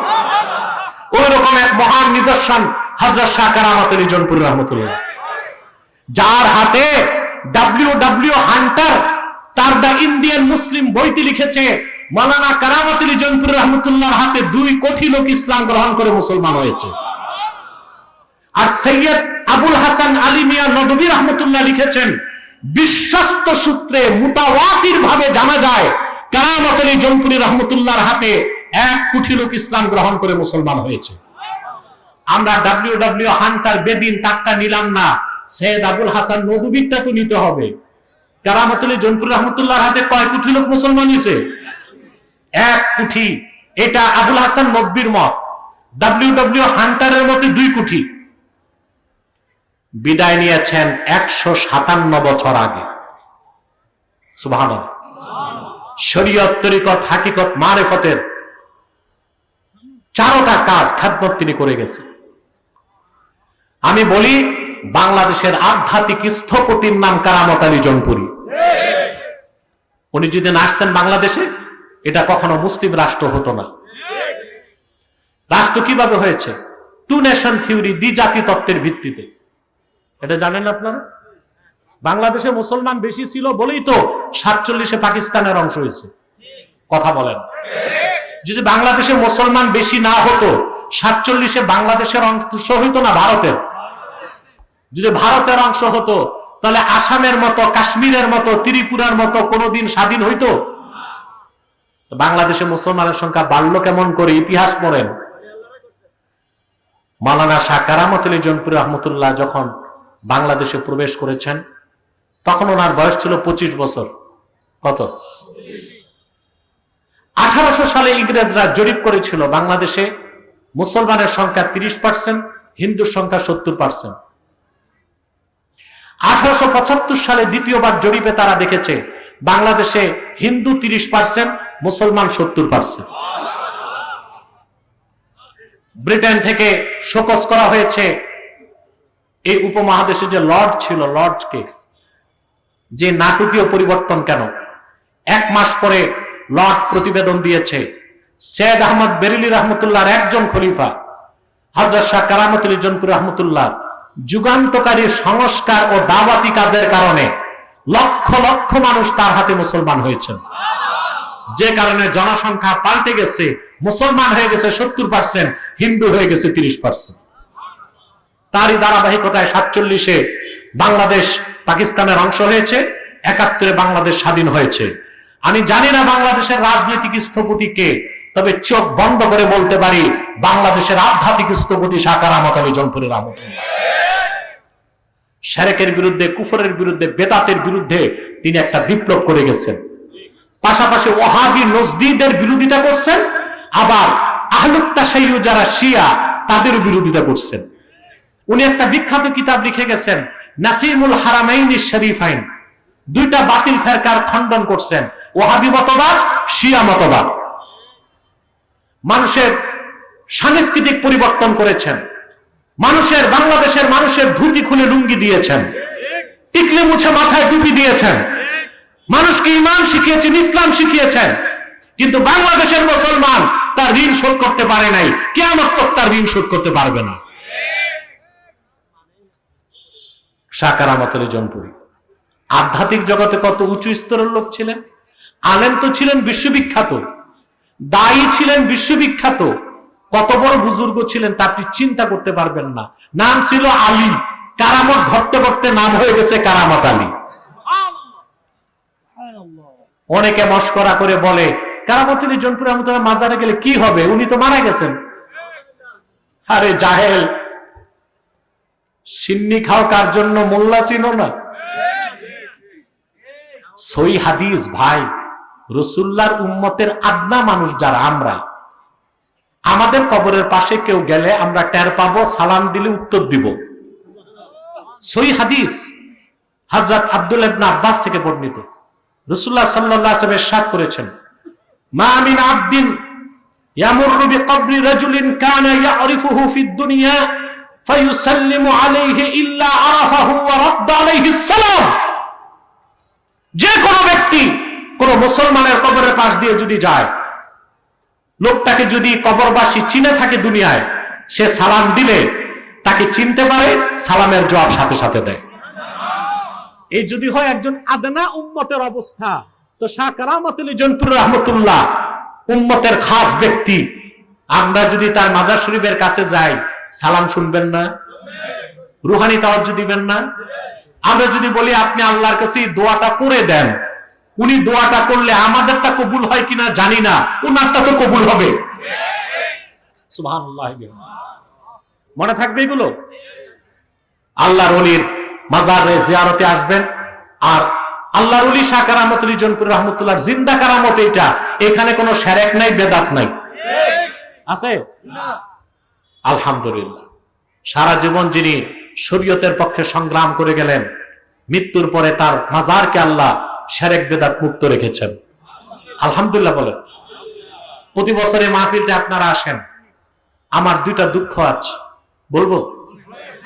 একটা হচ্ছে ওনার মাজার শরীফের প্রাঙ্গণে যতটুকু পবিত্রতা রক্ষা করা দরকার আপনারা তা করতে পারেন না। এই মাজার শরীফের প্রাঙ্গণে কোনো আজে বাজে কাজ, গল্প গুজব চলবে না, সেজন্য আপনাদের লক্ষ্য রাখতে হবে।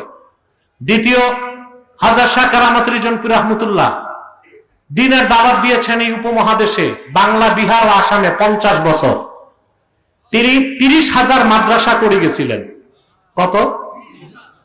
দেওবন্দ প্রতিষ্ঠিত হয়েছে 1866 সালে, আর নোয়াখালীতে যে মাদ্রাসা কারামত আলী জৌনপুরী রহমতুল্লাহ করছেন 1864 সালে, দেওবন্দেরও 2 বছর আগে। এবং 6 বছর তিনি অধ্যক্ষর দায়িত্ব পালন করেছেন। হাজার হাজার মাদ্রাসা তিনি করে দিয়ে গেছেন বাংলা, বিহার ও আসামে। কিন্তু দুঃখ হচ্ছে ওনার মাজার শরীফের প্রাঙ্গণে একটা মাদ্রাসা নাই। আমি চাই একটা মাদ্রাসা। শাহ কারামাতুল জনপুর রহমতুল্লাহ নামে ওনার মাজার শরীফের প্রাঙ্গণে এত বড় ময়দান, একটা পূর্ণাঙ্গ দাওরায়ে হাদিস মাদ্রাসা চাই আমি। কারা কারা চান হাত তুলে দেখান।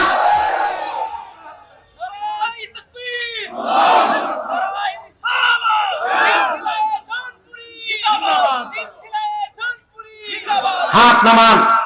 এই মাদ্রাসার জন্য আমি বহু আগে দায়িত্ব দিয়ে রেখেছি।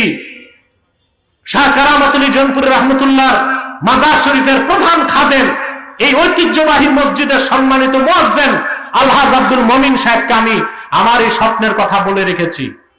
কিন্তু সম্মানিত মুতল্লি, আপনারা জনগণ, কমিটি যদি এগিয়ে না আসেন, একা কি তার পক্ষে সম্ভব? এগিয়ে আসবেন না? কথা বলে না। মাদ্রাসা চান? এখানে মাদ্রাসা হোক চান? আল্লাহ কবুল করুক, আল্লাহ মঞ্জুর করুক, বলুন আল্লাহুম্মা আমিন। প্রিয় বন্ধুগণ, যে কথাগুলো আমি আপনাদেরকে শোনালাম, এই কথাগুলোর উপর আমল করার চেষ্টা করবেন। পারবেন তো ইনশাআল্লাহ? আল্লাহ যেন আমাদেরকে কবুল করেন, মঞ্জুর করেন। এগুলো সরাও, নিচে না। বিদায় লগ্নে কয়েকটা কথা বল। আপনারা উঠতেছেন কেন? দুই একজন বয়ান হয়ে গেছে, চলে যাবেন। মুনাজাত কি লাগে না আপনাদের?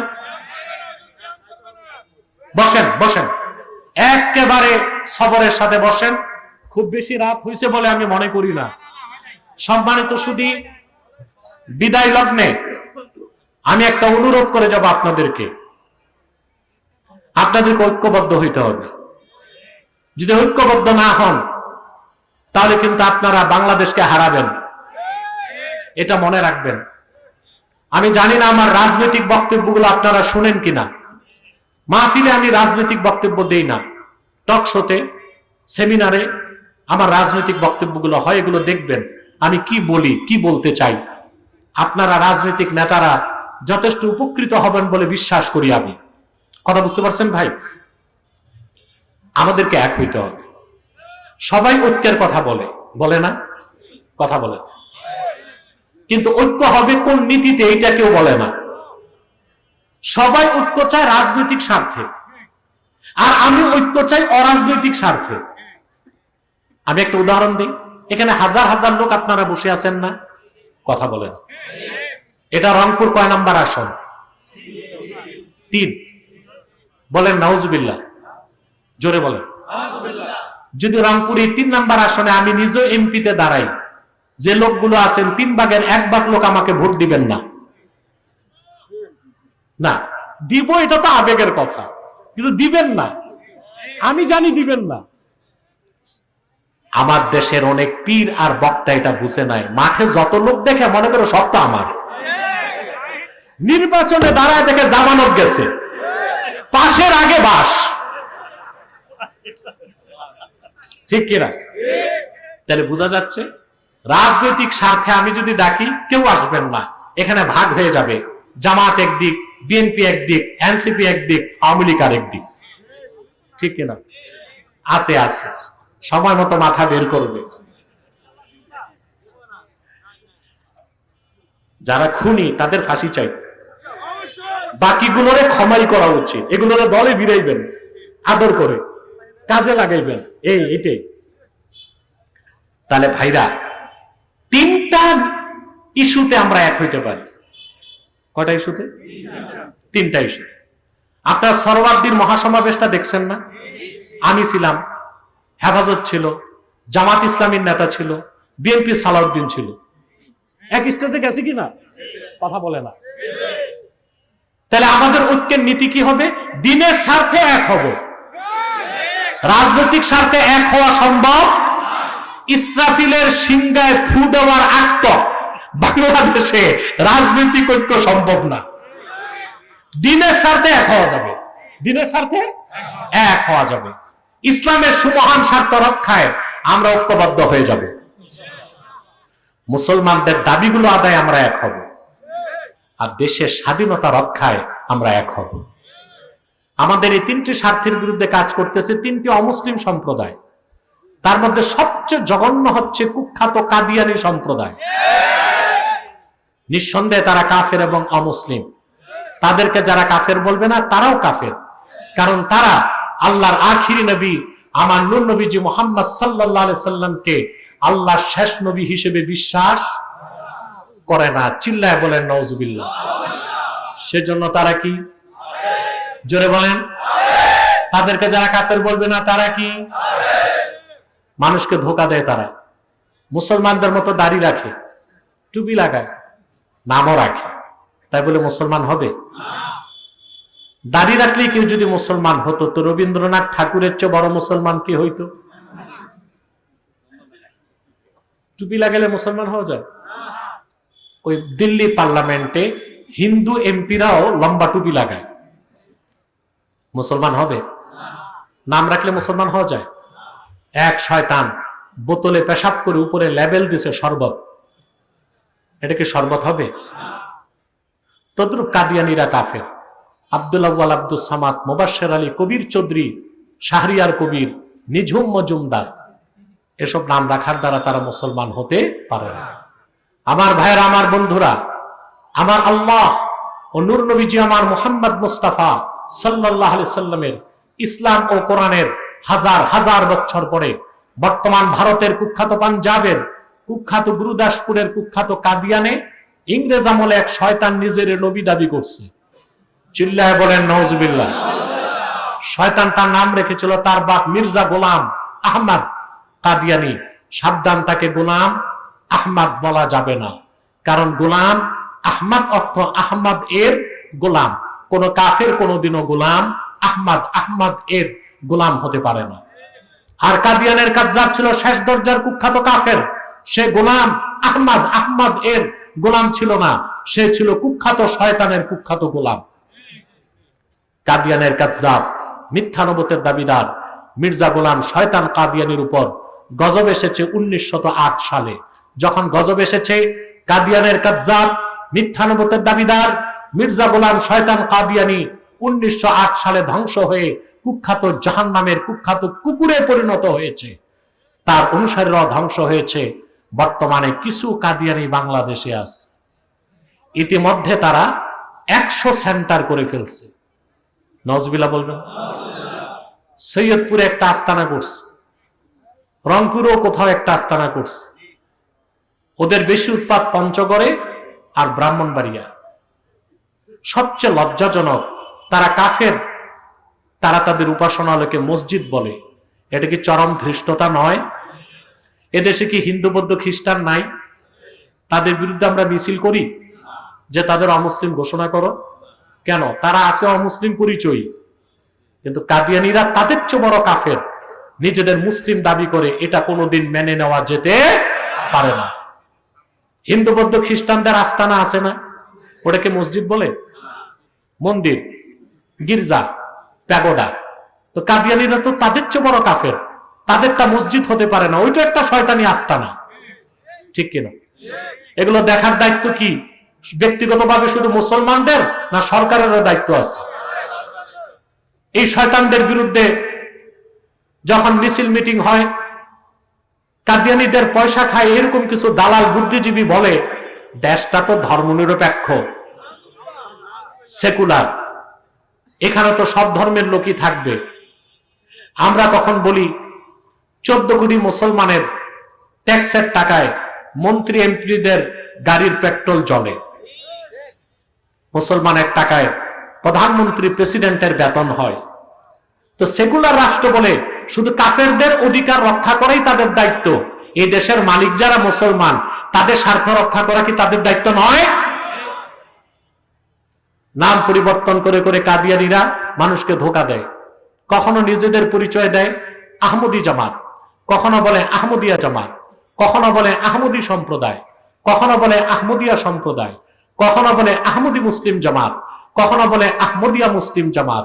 সাবধান, যত কাদিয়ানি ছিল আছে থাকবে, তারা কেউ আহমদী জামাত নয়, আহমদিয়া জামাত নয়, আহমদী সম্প্রদায় নয়, আহমদিয়া সম্প্রদায় নয়, আহমদী মুসলিম জামাত নয়, আহমদিয়া মুসলিম জামাত নয়, তারা শয়তানি জামাত, কুখ্যাত জাহান্নামের কুখ্যাত কুকুরের দল। আমাদের সকল দলের একটাই দাবি, অনতিবিলম্বে স্বাধীন বাংলায় শয়তান কাদিয়ানীদেরকে রাষ্ট্রীয়ভাবে অমুসলিম ঘোষণা করতেই হবে, করতেই হবে, করতেই হবে। এই দাবি আদায়ে যদি তাহরিকে খাতমে নবুয়ত বাংলাদেশের পক্ষ থেকে জান ও মাল দেবার ডাক আসে, কারা কারা প্রস্তুত আছেন হাত তুলে দেন।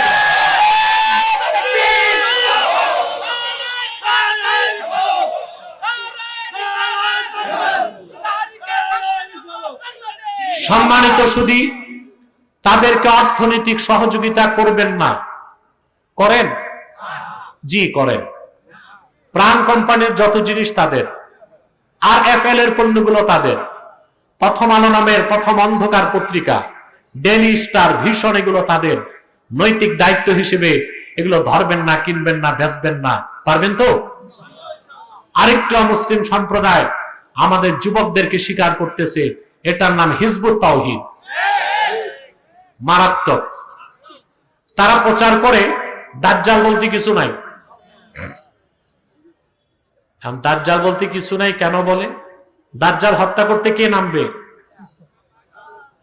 ঈসা ইবনু মারিয়াম। নবী পরিচয় না, উম্মত পরিচয়। তো ঈসা আলাইহিস সালাম যে নামবেন, এটা অস্বীকার করা কুফরি। তো এটা তো বলতে পারে না। বলে দাজ্জালই তো নাই, তার মানে ঈসা নামার দরকার কি?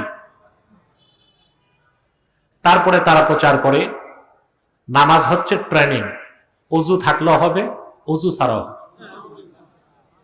মহিলাদের বোরখাকে বলে বাক্স। তারা বলে মুখ ঢাকা, বোরখা পরা, এগুলো ইসলামে নাই। তারা বলে ছেলে মেয়ে যদি রাজি থাকে, বিয়ে ছাড়াও ফিজিক্যাল রিলেশন হতে পারে। ইসলামের পরিভাষা বদলাতে চায়। ইসলাম বলে না, বলে ইসলাম। ইমাম বলে না, বলে এমাম। কিতাব বলে না, বলে কেতাব। নামাজ বলে না, বলে নমাজ। এই জঘন্য ফেরকাটি যুবকদেরকে হানি ট্র্যাপের মাধ্যমে শিকার করতেছে। তাদের ব্যাপারেও সাবধান থাকবেন। পারবেন তো ইনশাআল্লাহ? আরেকটি অমুসলিম সম্প্রদায় উত্তরবঙ্গে, যাদের উৎপাত বেড়ে গেছে, ঈসাই জামাত। খ্রিস্টান, খ্রিস্টানদের একটা দল, এরা নিজেদেরকে বলে ঈসাই জামাত।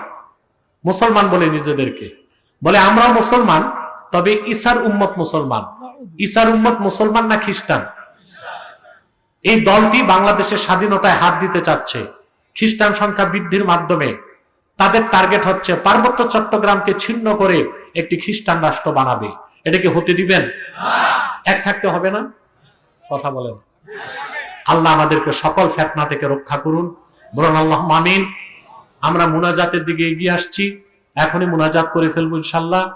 আপনারা মাদ্রাসার যে কথাটা বলেছি, এটার জন্য মনে থাকে। মুয়াজ্জিন সাহেব, এই সব লোককে সাক্ষী রেখে আপনাকে দায়িত্ব দিলাম। মাদ্রাসা আল্লাহ যেন কবুল করেন, এই আশাটা যেন পূরণ হয়। কমিটিকে আসতে হবে, মুতল্লিকে আগে আসতে হবে, জনগণ, রংপুরের মুসলমান সহযোগিতা করবে ইনশাআল্লাহ। আল্লাহ কবুল করুক, মঞ্জুর করুক। আর আলহাজ আব্দুল মমিন সাহেব যে শ্রম দেন এই মাহফিলের জন্য, এটার পুরস্কার আমিও দিতে পারবো না, আপনারাও পারবেন না। এটার পুরস্কার তার, আমাদের কাছে না, আল্লাহর কাছে। আজরুন আযীম। বলেন আল্লাহুম্মা আমিন। আরো যারা এগিয়ে এসেছে সবার জন্য আমরা দোয়া করব। আমার 3টি কিতাব স্টেজে আপাতত আছে। নির্বাচিত তাফসীর প্রথম খণ্ড, সূরা ফাতিহার তাফসীর, এটা নেবেন।